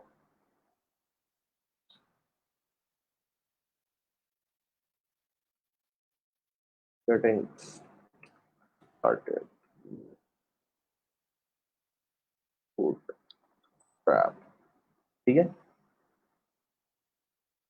तो बाय डिफॉल्ट इस H1 को अगर आप देखें तो ये आ रहा है कंटेनर के अंदर, और कंटेनर को कुछ ना कुछ प्रॉपर्टी लग रही है। पहले क्या, कंटेनर की विड्थ 750 पिक्सल है, लेकिन क्योंकि हमने इस टाइम मोबाइल को ओपन किया हुआ, मैं इस रिस्पॉन्सिव स्क्रीन को खत्म कर रहा हूँ, तो यहाँ पे अगर आप देखें कंटेनर की विड्थ 1170 पिक्सल है। 1170 का मतलब ये है कि ये पेज के, इसने सारे कंटेंट को सेंटर में कर दिया। 1170 पिक्सल विड्थ ली, 1140 बाय डिफॉल्ट विड्थ है, 30 पिक्सल का पैडिंग ऐड हो गई, बाकी इसने गटर बना दिए, मार्जिन क्रिएट कर दिए, 215 पिक्सल के मार्जिन आ गए दोनों साइड पे। तो कंटेनर की प्रॉपर्टी आपके जो पेज है उसके समझ लें कि आपके कंटेंट को रैपर दे रही है। तो कंटेनर फ्लूइड की भी एक हमारे पास क्लास होती थी। तो bootstrap is all about classes. अगर आपको क्लासेस पता है तो आप बूटस्ट्रैप को इजीली यूज कर सकते हैं। कंटेनर फ्लूइड का मतलब है कि 100% विड्थ लेगा अपने पूरे पेज की, और लेफ्ट और राइट से सिर्फ 15 पिक्सल का गटर आ जाएगा। 15 पिक्सल जो आपके पास दोनों साइडों से ये छोड़ेगा और बाकी पेज की फुल विड्थ ले लेगा। सो डिपेंड करता है कि आप जो अपना लेआउट अचीव करना चाह रहे हैं वो फिक्स विड्थ लेआउट है या फुल विड्थ लेआउट है। अगर तो फुल विड्थ लेआउट है तो कंटेनर फ्लूइड की क्लास है, आप वो लगा सकते हैं। और अगर फिक्स विड्थ है तो आप डायरेक्ट कंटेनर की क्लास यूज करके उसे लगा सकते हैं। ठीक है। और कंटेनर फ्लूइड में यहाँ पे लिख रहा हूँ। ठीक है। अब इसके अंदर आ गया गेट स्टार्टेड विद बूटस्ट्रैप। और अब इसके अंदर मैं चाह रहा हूँ कि मैं अपना वो सेक्शन क्रिएट करूँ जिसमें मेरे पास ये चीज मैं बनाना चाह रहा हूँ। ठीक है। रिस्पॉन्सिवनेस खत्म कर रहा हूँ मैं डायरेक्टली ये चीज इंप्लीमेंट करना चाह रहा हूँ। कैसे कर सकता हूँ? यहाँ पे एक और अच्छे चूज करते हैं, क्रिएटिंग और ग्रिड। ठीक है। तो डिव क्लास, और रैपर्स आपकी अपनी मर्जी, आप देना चाह रहे हैं दे दें, नहीं देना चाह रहे हैं ना दें। मैंने आपको सीएसएस में रैपर्स देने बताए हैं तो आपको मेरा ख्याल है कि देने चाहिए। तो मैं यहाँ पे ग्रिड रैपर एक फर्जी क्लास है जिसको मैं ऐड कर रहा हूँ, ताकि उसको मुझे कल को इस अपने लेआउट को सेंटर लाइन करना पड़े, किसी भी तरह की वो मुझे सीएसएस पैडिंग वगैरह मार्जिन वगैरह देनी पड़े सेक्शन से मैं दे सकूं उसके अंदर। अब मैं ग्रिड बनाना चाह रहा हूँ। ग्रिड बनाने के लिए हमेशा याद रखिएगा कि आपके पास सबसे पहले रो होनी चाहिए। बूटस्ट्रैप की क्लास रो है, रो के अंदर आप हमेशा कॉलम बनाते हैं। अगर आप कॉलम बनाने चाहेंगे विदाउट रो तो उसके लिए आपके लिए प्रॉब्लम आना शुरू हो जाएगी। तो दो तीन क्लासेस अभी तक हमने देखी, कंटेनर, कंटेनर फ्लूइड, और फिर अब ये रो की क्लास। अब ये रो की क्लास क्या करती है इसको देखते हैं। जैसे ही मैं ग्रिड रैपर में आया, यहाँ पे रो की क्लास लगी हुई है। रो को देखें, -15 पिक्सल इस साइड पे लग रहा है, -15 पिक्सल इस साइड पे लग रहा है, और 1600 पिक्सल की विड्थ लग रही है टोटल। जो इसकी स्क्रीन विड्थ अभी टोटल 100% आ रही है। एक क्लास होती है रो और एक क्लास होती है रो फ्लूइड। आई डोंट नो अभी तक वो इसमें अवेलेबल है या नहीं। रो फ्लूइड इसमें नहीं है, पहले रो फ्लूइड की क्लास होती थी। सिर्फ हमारे पास यहाँ पे रो अवेलेबल है। तो रो बाय डिफॉल्ट बूटस्ट्रैप की क्लास है। ये देखें ग्रिड डॉट लेस ये फाइल है, बूटस्ट्रैप वर्जन 3.4.1 CSS लेस मिक्सिन्स के अंदर ग्रिड डॉट लेस की फाइल है, जहाँ पे इसकी स्टाइलिंग ऑलरेडी इंप्लीमेंटेड है। तो ये क्लासेस मैं खुद से यूज नहीं कर रहा, ये क्लासेस सारी आपको मिलेंगी यहाँ पे। जब आप वन बाय वन सारी चीजों को देखेंगे, इस सारे सेक्शन को पढ़ेंगे, इसकी डॉक्यूमेंटेशन को पढ़ेंगे, you will get to know कि मुझे किस तरह से बूटस्ट्रैप यूज करना है। मैं वो सारी चीजें आपके लिए शॉर्टकट वे में बता रहा हूँ। तो जब भी आपके कॉलम्स होंगे वो किसी ना किसी रो में आएंगे, और एक रो में मल्टीपल कॉलम्स आते हैं। तो करना क्या है कि मैं चाह रहा हूं कि मैं 3 कॉलम लेआउट अचीव करूं। ठीक है। क्लास लगाई और यहाँ पे डिव एंड। ठीक है। मुझे 3 कॉलम चाहिए, तो मैं 3 कॉलम्स के लिए मैंने 3 डिव्स बनाई, और मुझे लार्ज स्क्रीन पे 3 कॉलम चाहिए तो मैंने क्लास लगाई कॉल डैश LG डैश। क्योंकि टोटल कितने कॉलम होते हैं, 12। लार्ज स्क्रीन पे टोटल 12 कॉलम होते हैं। मुझे लार्ज स्क्रीन के पार्ट को डिवाइड करना है 3 कॉलम्स के अंदर। टोटल मुझे 3 कॉलम चाहिए पूरी स्क्रीन के ऊपर। तो पूरी स्क्रीन 12 की है, पूरी स्क्रीन 12 के ऊपर मुझे 3 कॉलम चाहिए, तो 12 को 3 पे डिवाइड करें तो आपके पास आ जाएगा 4। तो इट मीन्स कि आपको कॉल LG 4 के 3 कॉलम क्रिएट करने हैं लार्ज स्क्रीन के ऊपर।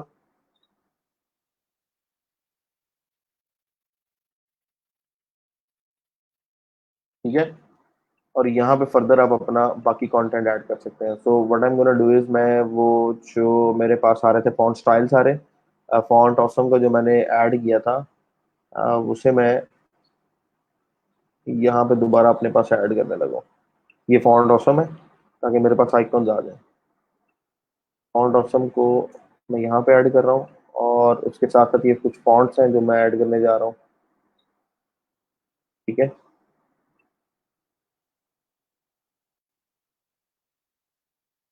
स्क्रिप्ट को एंड में रखें और लिंक सारे पहले लाएं।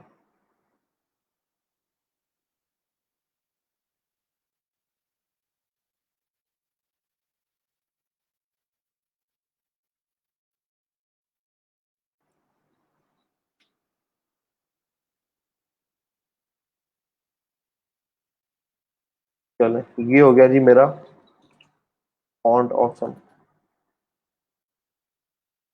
ठीक है, और ये हो गए मेरे गूगल फॉन्ट्स। ये सिर्फ सज्जाद साहब को मसला आ रहा है स्क्रीन का या सबको आ रहा है? क्योंकि मैंने स्क्रीन को बिल्कुल नहीं छेड़ा और it should be okay for you guys. Font size थोड़ा छोटा हो सकता है। ठीक है, तो ये मेरे गूगल फॉन्ट्स आ गए, ऊपर मेरी सीएसएस की कंपाइल्ड फाइल आ गई और नीचे फॉन्ट असम आ गया। अब मैं बनाना चाह रहा हूँ वही सेक्शन जो मैंने वहां बनाया था, और मैं पहला सेक्शन यहाँ से कॉपी करने लगा हूँ, मैनेज वर्डप्रेस थीम वाला। और बेसिकली मुझे ये सिर्फ इतना पार्ट चाहिए, टेबल सेल वाला,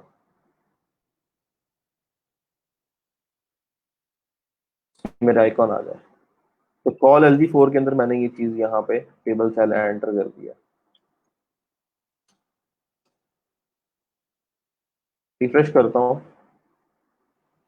ठीक है, तो ये मेरे पास एक साइड पे आ गया पेज पे। इसी को कॉपी कर रहा हूँ और बाकी कॉलम्स में भी लेके आ रहा हूँ।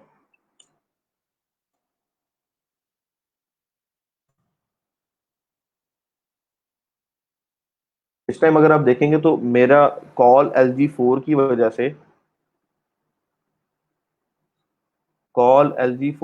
से उसने टोटल स्क्रीन को टोटल 3 कॉलम्स में डिवाइड कर दिया। कॉल LG4, लार्ज स्क्रीन पे 4 कॉलम इस डिव को दे दो, लार्ज स्क्रीन पे 4 कॉलम इस डिव को दे दो, फिर 4 कॉलम इस डिव को दे दो। तो क्या हो गया, टोटल जो 12 कॉलम की स्क्रीन थी वो डिवाइड होकर 3 कॉलम्स में आ गई। 12 divided by 4 is equal to 3। तो 3 कॉलम्स बन जाएंगे और सबकी विड्थ क्या होगी, 4 × 4 = 8 × 4 = 12। तो बूटस्ट्रैप ये ग्रिड सिस्टम देता है जिससे आप अपनी बड़ी आसानी से एक पूरा ग्रिड सिस्टम इंप्लीमेंट कर लेते हैं। ठीक है, तो 4 × 4 = 8 × 4 = 12। तो यहाँ से आपका ग्रिड सिस्टम इंप्लीमेंट हो गया। सो ये चीज़ आपको वैसे CSS से इंप्लीमेंट करनी पड़ती है। CSS में जाके आप डेस्कटॉप स्क्रीन के लिए कोड लिखते हैं, विड्थ मैनेज करते हैं, कॉल खुद से कॉलम बनाते हैं, उनकी पैडिंग्स मार्जिन असाइन करते हैं। दूसरा, अगर आप देखेंगे तो हर एक कॉल की क्लास को ना कुछ पैडिंग ऑलरेडी इंप्लीमेंट हो रही है 15 पिक्सल्स की।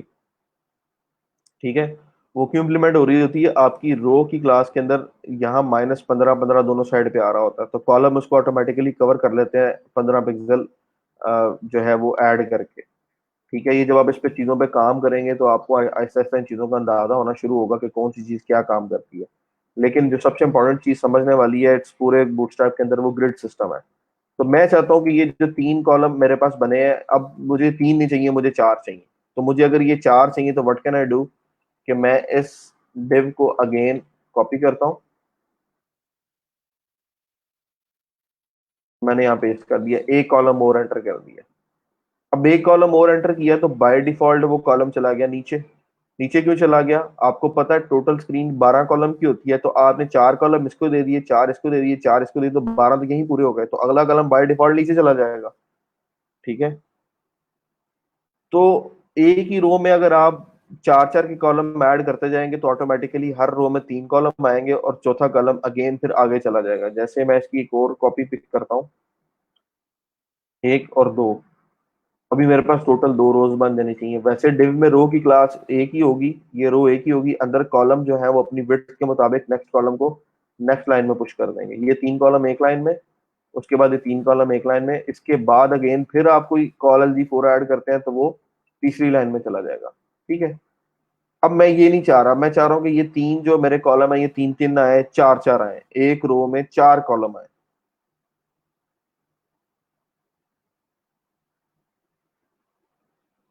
ठीक है, एक ही रो में मेरे टोटल 4 कॉलम आने चाहिए। तो वो किस तरह से मैं अचीव कर सकता हूँ? So what can I do, मैं कोड में जाता हूँ और मुझे एक रो में 4 कॉलम चाहिए, तो एक रो में टोटल 12 कॉलम होते हैं, मुझे एक डिव जो है वो मुझे 4 कॉलम चाहिए, यानी कि 4 कॉलम मतलब ये है कि मुझे 4 डिव्स 12 कॉलम में शो करवानी है। तो 4 डिव्स को 12 कॉलम में शो करवाना, तो 12 divided by 4 is equal to 3। तो यहाँ पे आपको तीन तीन के कॉलम क्रिएट करने पड़ेंगे। तो तीन तीन के बनाएंगे तो ऑटोमेटिकली एक रो में 12 कॉलम 4 कॉलम आ जाएंगे, और फिर बाकी वाले जो है वो नेक्स्ट रो में चले जाएंगे। ये देखें 3 3 3 3। ठीक है, इसको बाकी जो एक्स्ट्रा है उनको मैं डिलीट कर रहा हूँ यहाँ पे।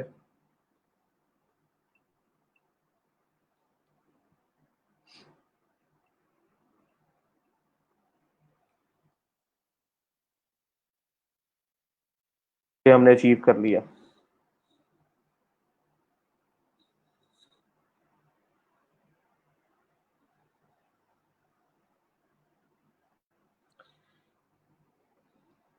अगर मुझे 6 कॉलम चाहिए, 4 नहीं चाहिए, 6 चाहिए, तो 12 divided by 6 is equal to 2।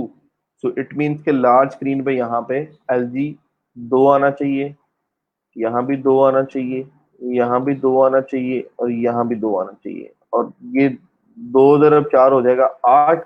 2 column की स्पेस बच जाएगी, क्योंकि आपने 2 कॉलम मजीद ऐड करने से नहीं किए, तो कोड को कॉपी करें और 2 कॉलम मजीद ऐड करते हैं। ठीक है, यहाँ से आपके 2 कॉलम मजीद ऐड हो गए।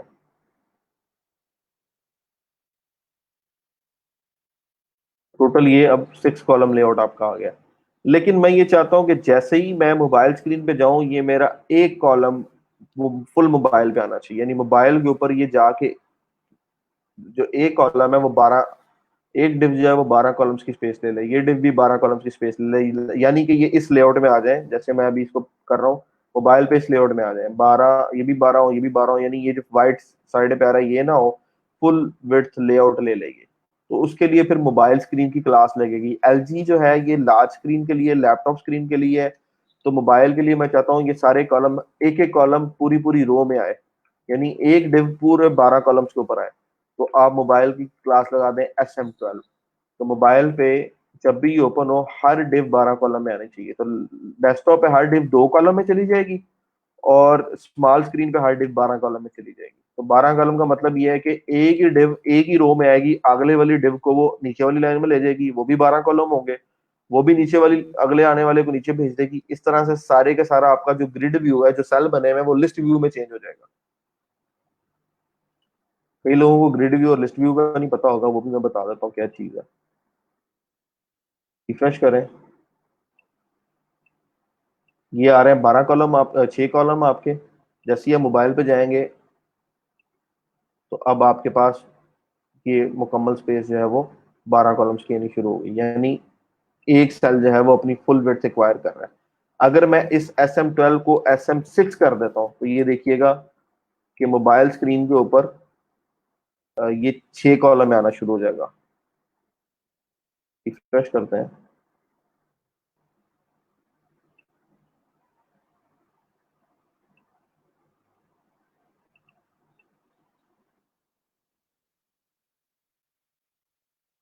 छोटी सी चीज आपको और बता दूं, जो आपके मोबाइल डिवाइसेस हैं उस पर XS की कमांड लगती है, XS की क्लास लगती है। ठीक है, और जो आपकी टैबलेट है उस पे यानी 320 XS ऊपर चले जाएं, आपके पास तकरीबन जो लैपटॉप है वहां पे MD और SM दोनों लगती हैं। जो आपका टैबलेट है बेसिकली, और जो आपका लैपटॉप है उस पर आपकी LG लगती है, और उस पर MD भी चल जाती है।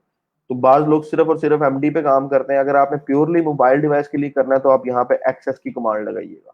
ठीक है, हम यहाँ पे मोबाइल पे तीनों कमांड हम यहाँ पे लगाने लगे हैं, चारों बल्कि लगाते हैं ताकि हमें आइडिया हो जाए। MD के ऊपर हम चाहते हैं कि ये बन जाए 8 कॉलम, और एक्स जो SM है उस पर हम चाहते हैं कि ये बन जाए 12 कॉलम, और XS पे बन जाए 6 कॉलम। रिफ्रेश करते हैं पेज को,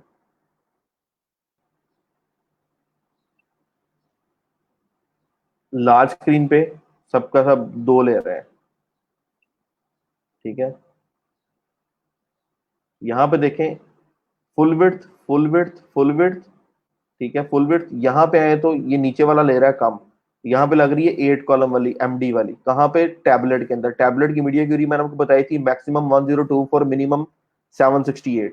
कोड में मैंने आपको पहले ये चीज सीएसएस में दिखाई थी कि टैबलेट के लिए जो मीडिया क्यूरी होगी उसकी मैक्सिमम विड्थ डिवाइस विड्थ होगी 1024, मिनिमम 768। सो अभी हमारे पास मैक्सिमम 1024 आ रही है, तो यानी एमडी वाली आपके टैबलेट के ऊपर चल रही है।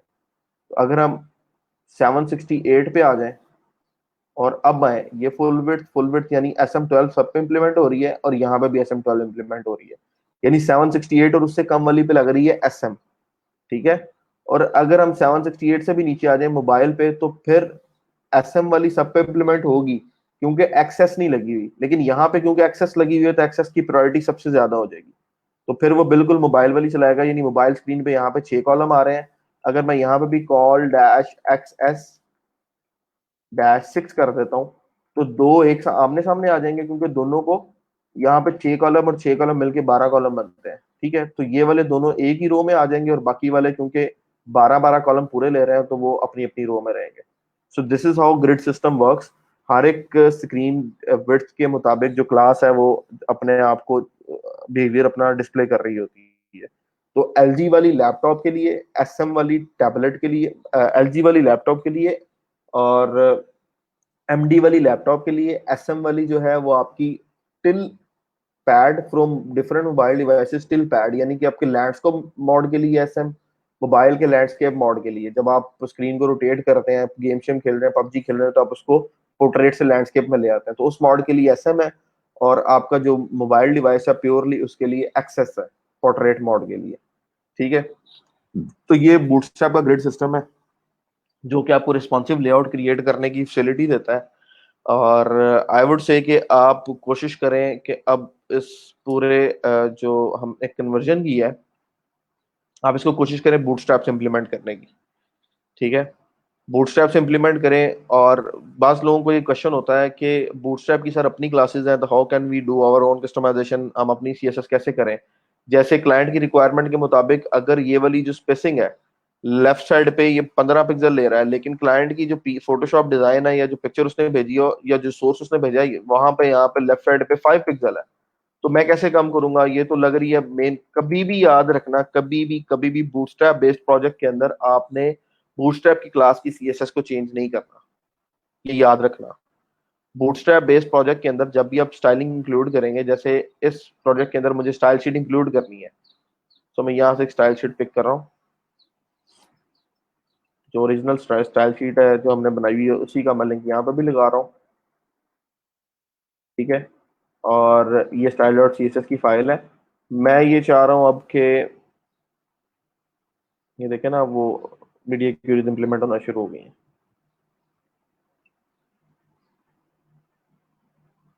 मैं एक नई स्टाइल शीट क्रिएट कर रहा हूँ, नया फाइल, न्यू फोल्डर, बूटस्ट्रैप, और उसके अंदर एक new file, file dot C S S. ठीक है, और Bootstrap dot H T M L के अंदर से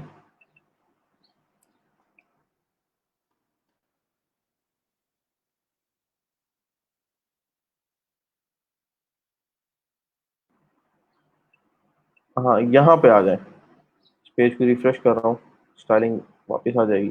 अच्छा, यहाँ पे अगर आप देखें, अब मैं चाह रहा हूँ कि मेरा ये जो पहला कॉलम है, पहले कॉलम को लेफ्ट साइड पे ये स्पेस आ रही है वाइट, ये नहीं आनी चाहिए। तो लोग क्या करते हैं, नॉर्मली इस क्लास को उठाया, उस पर सी एस एस लगा दी। यहाँ पे आए, क्या किया जी, dot col dash L G dash 12 की लेफ्ट साइड पे पैडिंग आ रही है, तो पैडिंग डैश लेफ्ट को 0 कर दो। अब प्रॉब्लम यह है कि ये कॉलम की क्लास जब बूटस्ट्रैप बेस्ड पूरा थीम है, तो ये हर जगह इंप्लीमेंट हो रही है, हर जगह कॉलम की ये क्लास लग रही है। ठीक है, पहले अपनी स्टाइल शीट देखने इंक्लूड हो गई है।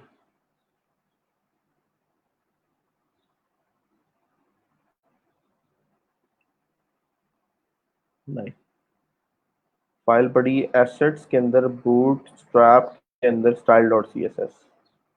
तो एसेट्स के अंदर, बूटस्ट्रैप के अंदर सी एस एस का फोल्डर ही नहीं है। ठीक है, अब ये ठीक हो जाएगी। अच्छा, अब क्या हो रहा है कि लोग क्या करते हैं, कॉल एल जी 12 पकड़ा, उसके ऊपर क्लास लगा दी।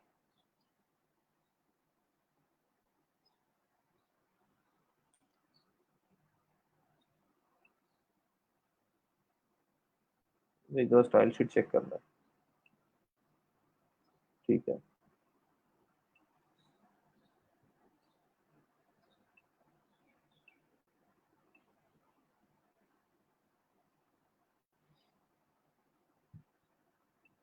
सोर्स में देखिए स्टाइल शीट आपकी आ रही है, assets Bootstrap style dot C S S, यहाँ पे col dash L G dash 12 ये स्टाइल भी आ रहा है, क्योंकि मीडिया क्यूरी लगी हुई है इस वजह से वो क्लास इंप्लीमेंट नहीं हो रही। तो यहाँ पे आते हैं, call dash L G dash 12 पे आए, यहाँ पे अगर आप आगे देखें, अब क्लास आपकी इंप्लीमेंट होनी चाहिए। सोर्स में आते हैं, अगर यहाँ पे हम बॉडी के टैग के ऊपर प्रॉपर्टी लगाते हैं, CSS is not being implemented।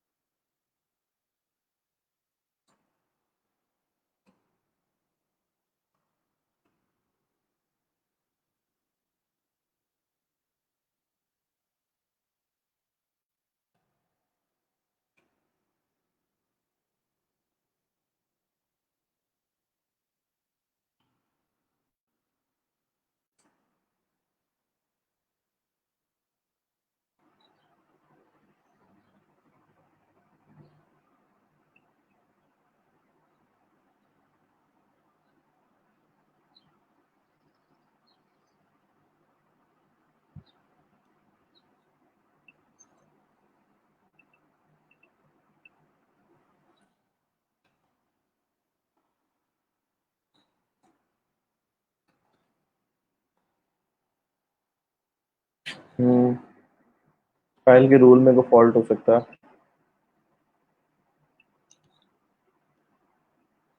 अच्छा, यहाँ पे आके दोबारा call dash L G dash 12 के ऊपर क्लास लगाते हैं, जो भी स्टाइल है वो लगाते हैं, यानी बॉर्डर दे लेते हैं 1 पिक्सल सॉलिड का। ये हर दफा एडिटेबल नहीं होगा, सोर्स में आके समटाइम लोकली आपके पास फाइल अवेलेबल हो तो ये एडिटेबल होता है, नॉट एवरी टाइम, याद रखिएगा। Call dash L G dash 12 को वो पिक नहीं कर रहा,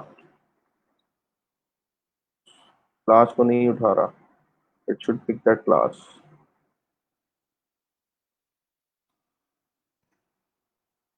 अगर ना उठा रहा हो समटाइम आपको क्या करना चाहिए, यहाँ से प्लस पे क्लिक करें तो ये रूल आ रहा है, इस रूल को उठा लें और इस रूल को यहाँ पे इम्प्लीमेंट करें। अब उसने वो अपनी प्रॉपर्टी उठा ली, और प्रॉब्लम जो है वो, अच्छा हम कॉल एल जी 12 पे लगा रहे हैं, यहाँ लगी है कॉल एल जी 2, जो हमारा फॉल्ट है, जो हम गलत कर रहे हैं। ठीक है, तो 2 पे लगानी थी प्रॉपर्टी बेसिकली। 1 पिक्सल का बॉर्डर लग गया, लोग करते क्या है कि पैडिंग लेफ्ट दी और यहाँ पे 15 पिक्सल या 0 पिक्सल कर दिया उसको। अब अगर इसको मोबाइल डिवाइस पे आप लेके जाएंगे तो वहां पे एसएम लगेगी, एसएम की क्लास लगाएंगे, वहां पर भी पैडिंग लगा दी। अब उससे प्रॉब्लम क्या होगी कि पेज के ऊपर डिफरेंट प्लेसेस पे डिफरेंट पेजेस के ऊपर बूटस्ट्रैप तो एक दफा इंक्लूड हो गई, हेडर में इंक्लूड हो गई। सपोज के वर्डप्रेस का थीम है, उसके हेडर में बूटस्ट्रैप की फाइल आपने इंक्लूड किया और उसमें मल्टीपल पेजेस बने हुए हैं, आपने एक पेज के ऊपर खुद से कॉलम बनाए और उसकी लेफ्ट और राइट स्पेसिंग को मैनेज करने के लिए सीधा सीधा कॉल एल जी 2 के ऊपर आपने पैडिंग लगा दी।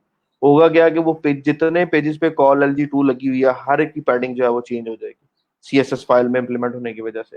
सो ऐसा नहीं करना, आपने बूटस्ट्रैप की सीएसएस को कभी भी चेंज नहीं करना, ये गलत तरीका है। ठीक है, सही तरीका क्या है कि आप बूटस्ट्रैप की फाइल में आए और जहां भी आपने बूटस्ट्रैप देखी उसके साथ एक एक्स्ट्रा क्लास लगा दें।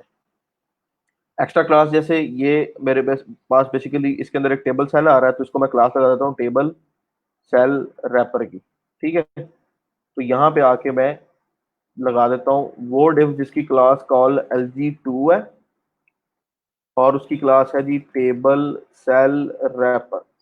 या सीधा सीधा इस क्लास को लगाने की जरूरत ही नहीं है, आपने अपनी जो क्लास लगाई है उसकी पैडिंग लेफ्ट करें, ताकि कॉल एल जी 2 या बूटस्ट्रैप की किसी भी क्लास के ऊपर आपने कोई उसका चेंज नहीं करना, उसका डिस्प्ले नहीं चेंज करना, उसका आपने बूटस्ट्रैप की सीएसएस के ऊपर क्लास के ऊपर आपने सीएसएस नहीं करनी। जहां भी आपने सीएसएस करनी है उस टैग में एडिशनल अपनी क्लास दें, ठीक है, और उसके ऊपर अपनी सीएसएस इंप्लीमेंट करें। जब क्योंकि सीएसएस हमेशा उस टैग पे इंप्लीमेंट होती है, क्लास पे इंप्लीमेंट नहीं आपकी होगी। तो टैग पे इंप्लीमेंट होगी तो ये वाली क्लासेस की प्रॉपर्टी ऑटोमेटिकली ओवरराइड हो जाएगी, ठीक है। आप यहाँ पे इम्प्लीमेंट करेंगे, उसके ऊपर नहीं ओवरराइड हो रही तो साथ वो लाइन लगी आएगी, तो उसके साथ इंपॉर्टेंट का टैग लगा दें, ताकि इन दोनों की जो प्रॉपर्टी आप चेंज करना चाह रहे हैं वो चेंज हो जाए। जैसे मैंने यहाँ पे पैडिंग लेफ्ट 0 पिक्सल किया है, अब मैं जाके पेज को रिफ्रेश करता हूँ और इस पे क्लिक करता हूँ, तो यहाँ पे आप देखेंगे कि div टेबल सेल रैपर की पैडिंग लेफ्ट 0 है, ठीक है। अगर मैं इसको खत्म कर देता हूँ तो कॉल LG2 की पैडिंग अभी भी अपनी जगह पे कायम है, लेकिन सिर्फ इस क्लास के ऊपर मैंने लगा के इसको ओवरराइड कर लिया। सो ये तरीका कार है कि आप बूटस्ट्रैप के डिफॉल्ट बिहेवियर को खुद कैसे चेंज कर सकते हैं अपनी क्लासेस लगा के। आपने कभी भी बूटस्ट्रैप की जो CSS क्लासेस है उनके रूल्स को खुद से चेंज नहीं करना, वो करेंगे तो that is a problem. Clear है ये चीज? तो क्वेश्चन यहाँ तक किसी का?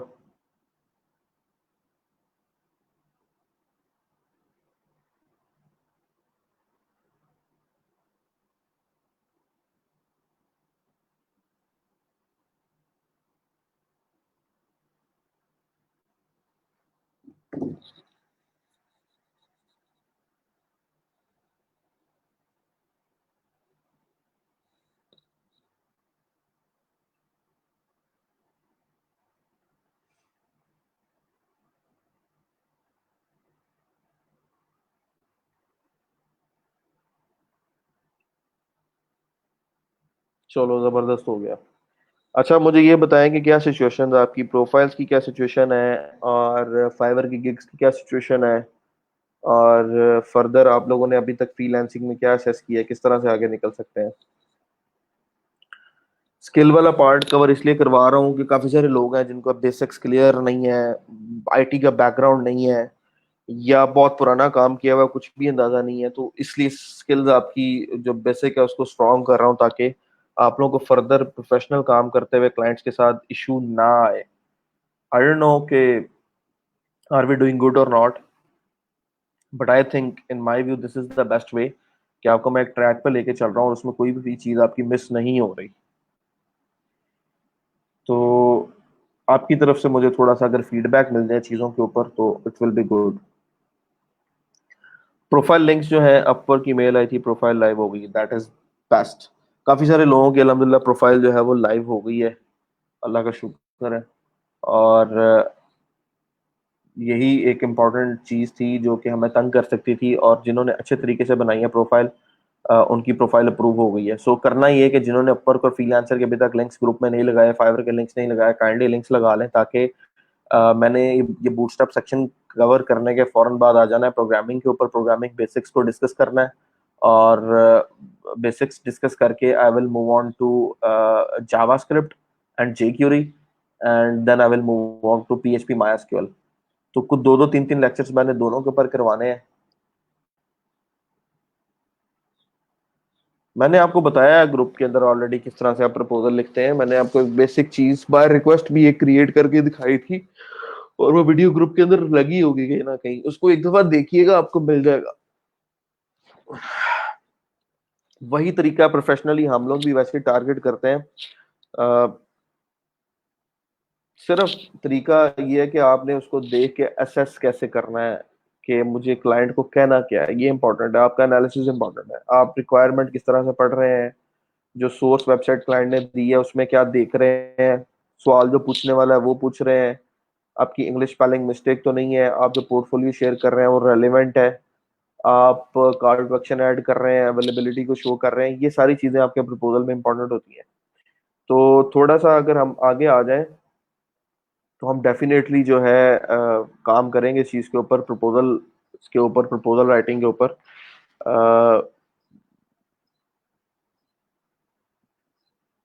प्रॉब्लम एक और है कि अपवर्क के ऊपर अगर आप जो आपने प्रोफाइल क्रिएट की है और आप काम नहीं करते, तो आपकी प्रोफाइल जो है वो हिडन हो जाती है। नॉर्मली अगर आप एक महीना काम नहीं करते और आपको कोई जॉब नहीं मिलती, तो आपकी प्रोफाइल जो है वो हाइड हो जाती है, और उसके बाद आपको उसको पब्लिक करना पड़ता है with paying them with the premium membership, आप क्रेडिट कार्ड अटैच करें या मिजान बैंक का बैंक अकाउंट अटैच करें, तो उससे क्या होता है कि आपको अब फिर उससे उसको कन्वर्ट करके प्रीमियम में तो फिर अपनी प्रोफाइल को लाइव कर लेते हैं।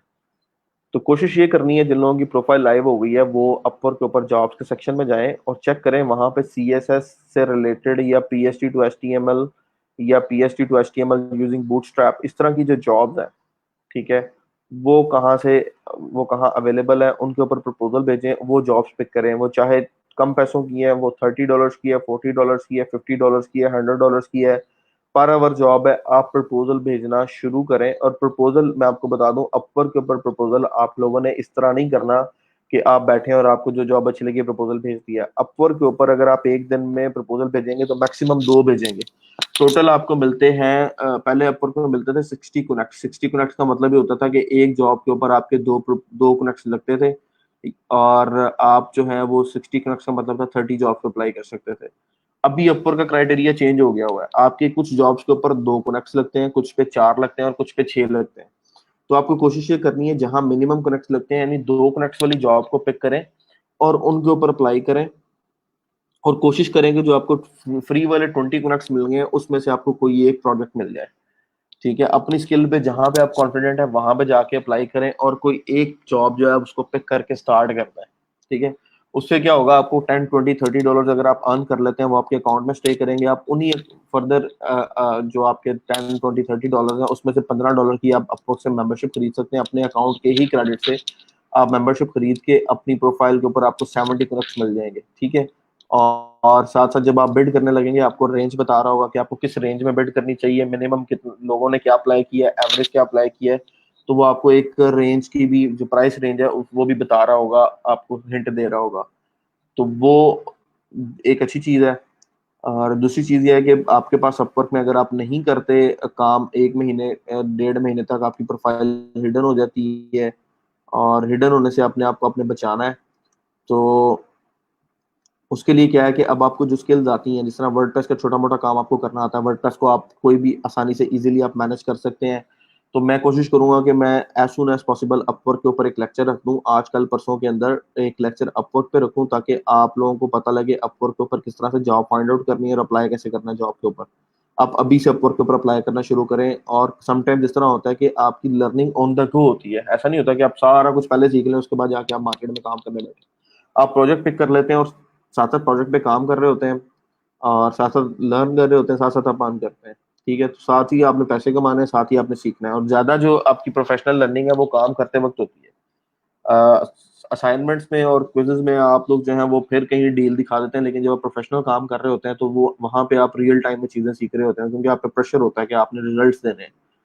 तो जो लर्निंग आपकी उस टाइम होती है वो सबसे ज्यादा इंपॉर्टेंट होती है। तो करना ये है कि मैं 1 2 दिन में अपवर्क का जो एक लेक्चर आपके साथ शेयर करता हूँ प्रपोजल राइटिंग के ऊपर, जॉब फाइंडिंग के ऊपर, किस तरह से आपने जॉब फाइंड आउट करनी है, जॉब देखने के क्या क्या तरीके हैं, किन किन चीज़ों का ख्याल करना है, और अप्लाई जो है वो किन किन जॉब्स के ऊपर करना है, और प्रपोजल आपने किस तरह से लिखना है। तो कोशिश ये है कि आप लोग इस महीने के अंदर कोई ना कोई एक प्रोजेक्ट जो है हर बंदा पिक कर ले, $20 $30 $40 वट एवर इट इज, जहां आपको लगता है कि यहाँ ये मैं कर सकता हूँ तो आप उसको उठा लें। तीसरी चीज, freelancer.com के ऊपर जिन्होंने प्रोफाइल्स बनाई है, कुछ लोग मुझे बता रहे हैं कि उनको मैसेजेस आ रहे हैं, फ्रीलांसर के ऊपर स्कैमिंग ज्यादा है। स्कैमिंग इस हिसाब से है कि कुछ लोग आपके नाम के ऊपर प्रोजेक्ट डाल देते हैं, project for Ali, project for let's suppose Asma, और आपको वो मैसेज कर देंगे और आपको प्रोजेक्ट अवार्ड कर देंगे। तो जैसे ही प्रोजेक्ट आपको अवार्ड होता है, या आपने किसी को प्रपोजल भेजा, उसका रिस्पॉन्स आया और उसने आपको साथ ही प्रोजेक्ट अवार्ड कर दिया, प्रोजेक्ट अवार्ड करते ही अगर आप प्रोजेक्ट एक्सेप्ट कर लेंगे तो आपको नेगेटिव में फीस चार्ज हो जाएगी, क्योंकि फ्रीलांसर पे जैसे ही आप प्रोजेक्ट एक्सेप्ट करते हैं, आपने कुछ कमाया या नहीं कमाया, आपको नेगेटिव में फीस चार्ज होगी, आपके अकाउंट के ऊपर माइनस में फीस लिखी आ रही होगी। तो फ्रीलांसर पे कभी भी आपने किसी अननोन बंदे का जो आपको खुद मैसेज करे, प्रोजेक्ट अवार्ड करने की कोशिश करे, नहीं लेना। आपने किसी को बिड की है और आपको वो फौरन प्रोजेक्ट अवार्ड कर दे, नहीं लेना। प्रोजेक्ट कब लेना है, जब अगला बंदा माइलस्टोन ऐड करेगा। आपने देखना है नेक्स्ट पर्सन ने माइलस्टोन ऐड कर दिया, माइलस्टोन ऐड करने का मतलब है कि वो बंदा फ्रीलांसर को पैसे पे करता है। ठीक है, तो माइलस्टोन आपके इनबॉक्स में नजर आ रहा होता है कि this user has created a milestone of $20 $30। तो कभी भी आपने किसी का प्रोजेक्ट अगर एक्सेप्ट करने का दिल कर रहा है, उसके साथ डील हो रही है, तो उसे कहना है कि पहले भैया माइलस्टोन क्रिएट करो, माइलस्टोन ऐड करके मुझे दिखाओ, माइलस्टोन बन जाएगा, पैसे अकाउंट में आ जाएंगे, $20-30 जो है आप उसको माइलस्टोन आपने बना दिया, फिर आपने एक्सेप्ट करना है, फिर एक्सेप्ट करेंगे तो आपको अगर माइनस में चार्ज भी हो रहा है तो जैसे ही वो माइलस्टोन रिलीज करेगा वो पेमेंट आपको मिलेगी, उसमें से आपके ऊपर की जो उसकी फ्रीलांसर की जो 20% कमीशन है आप वो पे कर देंगे। अदरवाइज अगला बंदा प्रोजेक्ट साइन करता है, आप उसे एक्सेप्ट करते हैं, एक्सेप्ट करने के बाद वो गायब हो जाता है। कुछ इस तरह की प्रोफाइल्स के ऊपर प्रोफाइल पिक्चर नहीं आ रही होती है, नॉन प्रोफाइल पर रिव्यूज होते हैं, तो अवॉइड करना। आपने सबसे पहले चेक करना है जिस बंदे का मैसेज आया उसकी प्रोफाइल को ओपन करके चेक करें उस पर रिव्यूज हैं। जैसे प्रोफाइल को ओपन करेंगे उसके ऊपर आ रहा होता है व्यू एम्प्लॉयर हिस्ट्री, तो व्यू व्यू एम्प्लॉयर साइड पे आप व्यू एम्प्लॉयर प्रोफाइल पे बटन पे क्लिक करेंगे तो उसकी एम्प्लॉयर दो प्रोफाइल होती हैं, एक बायर प्रोफाइल, एक employer profile. Buyer seller profile और एम्प्लॉयर प्रोफाइल। सेलर जो एज अ फ्रीलांसर लोग काम कर रहे होते हैं, एम्प्लॉयर जो दूसरों को हायर कर रहे होते हैं। तो एक ही बंदे की सेलर सेलिंग प्रोफाइल भी होती है, एम्प्लॉयर प्रोफाइल भी होती है। तो आप वो एम्प्लॉयर प्रोफाइल आपने उस पर क्लिक करा तो आपको दिखा देगा इस बंदे ने कितने प्रोडक्ट्स कितने लोगों को साइन किए हैं, उस पर उसने क्या रेटिंग दी है, क्या फीडबैक दिया है, कितने प्रोडक्ट्स पे फीडबैक दिए हैं, कितने पे नहीं दिए, जॉब सक्सेस रेट क्या रहा है। तो ये चीजें आपको वहां पे मिलती हैं। तो वो आपने देख के फिर अगले बंदे का प्रोजेक्ट जो है वो एक्सेप्ट करना है, और एक्सेप्ट करने से पहले आपने उससे माइलस्टोन ऐड करवाना है, चाहे $10 का, चाहे $20, चाहे $30। अगर आप वो नहीं करवाएंगे और जॉब फ्रीलांसर डॉट कॉम के ऊपर प्रोजेक्ट एक्सेप्ट कर लेंगे तो वो आपको नेगेटिव में चार्ज हो जाएगा और वो फिर वापस नहीं होंगे। एक दफा अगर किसी को हो गया है तो वो फ्रीलांसर की जो मैनेजमेंट टीम है सपोर्ट से कांटेक्ट करवा के फर्स्ट टाइम में वो पैसे खत्म करवा सकता है माइनस वाले। लेकिन वो भी साथ में आपको बता देते हैं कि ये वन टाइम हुआ है, नेक्स्ट टाइम आपके हम क्रेडिट इस तरह से माइनस वालों को खत्म नहीं करेंगे, आपको पे करना पड़ेगा।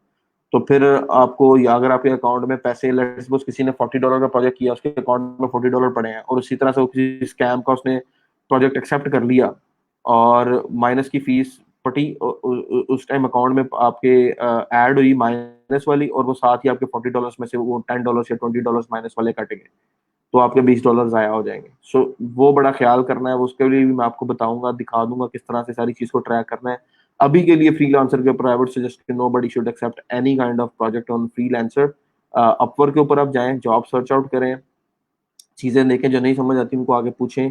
फाइवर की ओपनिंग गिग्स कंप्लीट करें। अगर आपको फाइवर में, कुछ लोगों को पिछले दिनों में इनबॉक्स मैसेजेस आना शुरू हुए थे, बट आप लोग करते गए, सीधा मैसेज कॉपी किया मुझे भेज दिया, तो दैट इज नॉट फिजिबल। उस मैसेज को समझें, जो क्लाइंट ने वेबसाइट दी है उसको देखें, जो जो रिसोर्सेज वो बता रहा है, गूगल पे बैठे 5, 10, 15, 20 मिनट लगाएं, आपको मैसेज आया, आपने फॉरन क्लाइंट को सबसे पहली चीज़ है रिस्पॉन्स करना है। रिस्पॉन्स करना है कि thank you for texting me, या let me have a look at your requirements and I will get back to you in a while. आपने एक मैसेज कर दिया। इस मैसेज का मतलब यह है कि आप इस मैसेज का मतलब है कि आप ऑनलाइन है, आपने उसकी मैसेज देख लिया है, लेकिन आपको रिक्वायरमेंट देखने के लिए टाइम चाहिए। एंड टाइम वो आपका 15 मिनट का हो सकता है, 20 मिनट का हो सकता है, 1 घंटे का हो सकता है। तो वो रिक्वायरमेंट आप देखें, आराम सुकून से बैठ के उसको समझें और फिर असेसमेंट करें कि इस पर कितना टाइम, कितने पैसे लगेंगे, ताकि आप उसके साथ अच्छी डील कर सकें।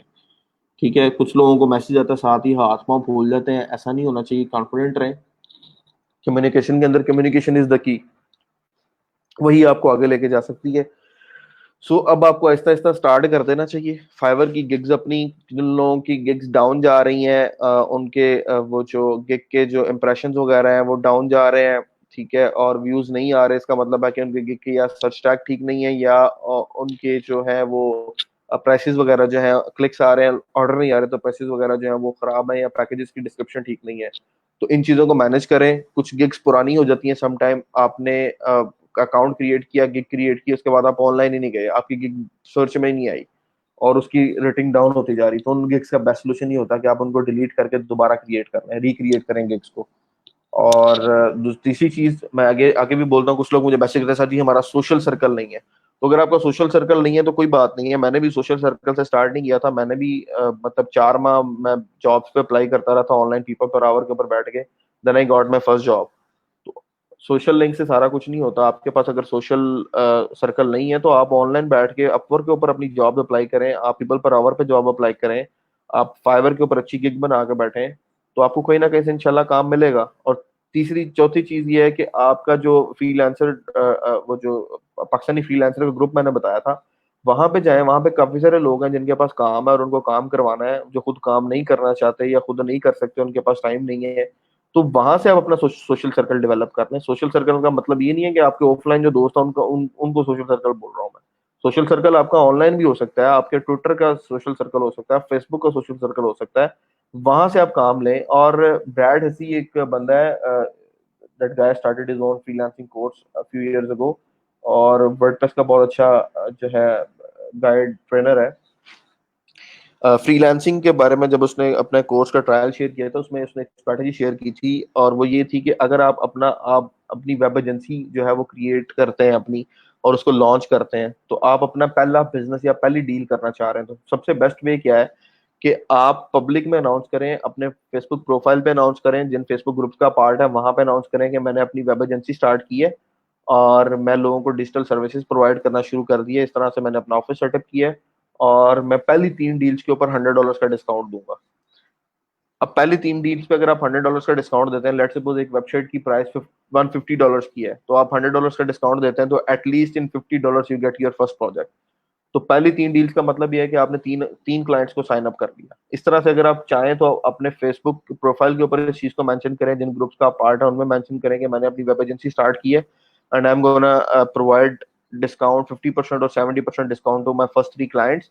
Please share your requirements in inbox so I can provide you quality services.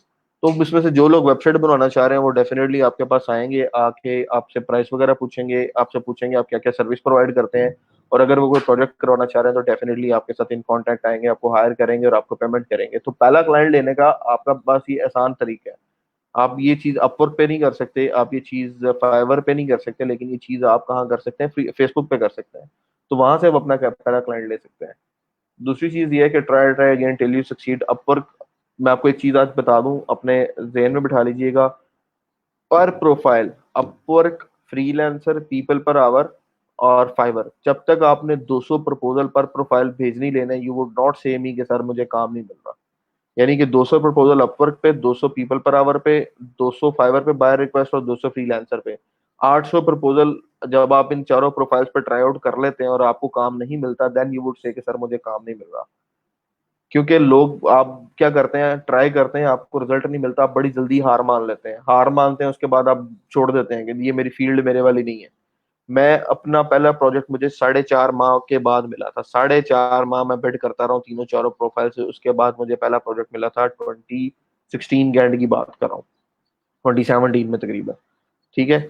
सो ये होता है, सबके साथ होता है, हमारे साथ भी हुआ था। आप लोग तो खुशकिस्मत है, आप लोग को इतनी सारी चीजें फ्री में मिल रही हैं, आपको सारा कुछ सिखाया जा रहा है। हमने प्रैक्टिकली सॉफ्टवेयर हाउसेज में काम कर करके ये चीजें सीखी हैं जो आपके साथ शेयर कर रहे हैं। ठीक है, हमें कोई सिखाने वाला नहीं था, आपको तो आपके घर पे बैठे हुए इस सिर्फ इंटरनेट पे बैठे हैं और चीजें सीख रहे हैं। इतने किस्म के प्रोग्राम आ गए हैं, आप लोगों में से कई लोग ऐसे हैं जिन्होंने 4 4 प्रोग्राम्स के ऊपर अप्लाई किया हुआ है, डिजी स्किल में भी लगे हुए हैं, ई रोजगार में भी लगे हुए हैं, पता नहीं कितना कुछ कर लेना है। करते आप किसी एक चीज को भी नहीं है। आप किसी एक चीज को पिक कर लें, उसे पिक कर लें, इसे पिक कर लें, किसी एक स्किल को पिक कर लें, उसके मास्टर बन जाएं। उसके मास्टर बन जाएंगे, देखेंगे आपको काम मिलेगा। आप अपने काम को शो ऑफ करेंगे, अपने पोर्टफोलियो को लोगों के साथ शेयर करेंगे, उसको मार्केट में आप पब्लिश पब्लिश करेंगे, तो आपको डेफिनेटली काम मिलेगा। लेकिन आप स्किल के मास्टर तो हो एटलीस्ट। ठीक है। तो स्किल्स अपनी इनहांस करें, और काम तब मिलता है आपको जब आप कोशिश करते हैं। अगर आप बैठे हुए स्किल सीख ली और आप अप्लाई नहीं कर रहे हैं यार, डर रहे हैं कि मैं पता नहीं प्रपोजल भेजूंगा तो क्या हो जाएगा, या क्लाइंट का मैसेज आ जाएगा तो उसके साथ बात करूंगा तो क्या हो जाएगा, कुछ नहीं होगा। ज्यादा से ज्यादा एक डील आप खराब कर लेंगे, कोशिश कीजिएगा कि वो डील आप सिर्फ अपवर्क पे खराब ना करें या पीपल पर आवर पे खराब ना करें। फ्रीलांसर पे डील खराब कर लेते हैं, कोई मसला नहीं है, फाइवर पे डील खराब कर लेते हैं, कोई मसला नहीं है, it's not a big deal. ठीक है, कोई बात नहीं, लोगों के साथ मसले होते हैं। फाइवर की प्रोफाइल आप दोबारा बना सकते हैं, नई फ्रीलांसर की दोबारा बना सकते हैं। अपवर्क और पीपल पर आवर, स्पेशली पीपल पर आवर थोड़ा सा रिस्ट्रिक्टेड प्लेटफॉर्म है, once in a lifetime profile है। अपवर्क पे भी ऐसी है, लेकिन कुछ अर्से बाद, 6 महीने साल बाद आप नई प्रोफाइल बना सकते हैं अपवर्क पे, लेकिन पीपल पर आवर आपको लाइफ टाइम एक ही प्रोफाइल बनाने देता है, और वो बड़ा अच्छा एक प्लेटफॉर्म है। सो इस चीज ये है कि सबसे इंपॉर्टेंट चीज है कि रिक्वायरमेंट को देख के समझ जाना कि कहना क्या है और आउटपुट क्या होनी चाहिए, ये सबसे पहला काम है। ठीक है। तो वो तभी हो सकता है जब आप स्किल और प्रैक्टिस में से गुजरें, और साथ साथ जॉब्स को देखें। जॉब्स को देखें, उनका एनालिसिस करें, उन्हें समझने की कोशिश करें कहाँ क्या मांगा हुआ है, और जॉब्स के अंदर जो चीजें मांगी हुई हैं, उनको साथ साथ गूगल करके चेक करें कि हाँ इस जॉब में ये चीज मांगी हुई है, ये कैसे काम करती है, इस जॉब में ये चीज मांगी हुई है, ये क्या चीज है। ये कुछ चीजें ऐसी हैं जो कि आपको आनी चाहिए, आपको पता होना चाहिए इनका, ताकि आप कम्युनिकेशन करते वक्त क्लाइंट आपसे किसी ऐसी चीज के बारे में पूछ ले। आपने लिखा हुआ है मेरी प्रोफाइल पे कि मेरा 2 साल का एक्सपीरियंस है, मैंने 5 प्रोजेक्ट्स पे काम किया हुआ है, क्लाइंट आपको आके दे हाँ भाई बूटस्ट्रैप के अंदर कितने कॉलम होते हैं आपको नहीं पता, क्लाइंट आके आपको कहे जी मेल चिम्प किस तरह लगाएंगे, आपको ये नहीं पता मेल चिम्प क्या चीज है, क्लाइंट आके आपको कहेगी यार वर्जन कंट्रोल कर सकते हो, तो आपको ये नहीं पता वर्जन कंट्रोल क्या चीज है। तो जॉब्स को देखना शुरू करें, जॉब लिस्टिंग में जाएं, फ्रीलांसर पे जाएं, अपवर्क पे जाएं, जॉब लिस्टिंग ओपन करें, जो जो जॉब आपको लगता है कि हाँ यार मुझे 60-70% इसकी समझ आ रही है, उसकी पूरी रिक्वायरमेंट को पकड़ें, देखें उसमें जो जो चीजें बताई हुई हैं उन्हें गूगल करें, समझें किस तरह से ये सारे काम होते हैं, साथ साथ रेलिवेंट जॉब पे अप्लाई करें। कोशिश ये करें हर बंदा कम से कम $20 से $30 की एक जॉब पकड़ ले। मैं एक बताता करता हूँ असूल कि आप तीन तरह से अप्लाई करें। आप फिक्सेशन की जॉब पकड़ें, अपना पहले काम के लिए $10 से $30 के अंदर अंदर टारगेट करें, ठीक है।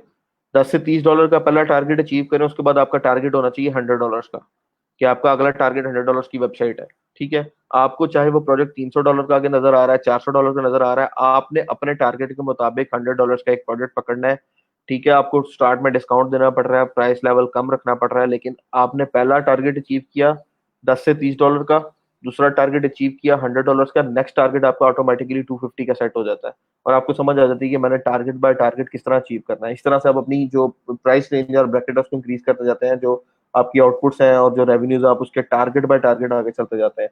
और दूसरी तरफ से मैं बताता हूँ कि पर आवर जॉब पे अप्लाई करें, निचले लेवल से स्टार्ट करें, मिनिमम रेट्स रख के।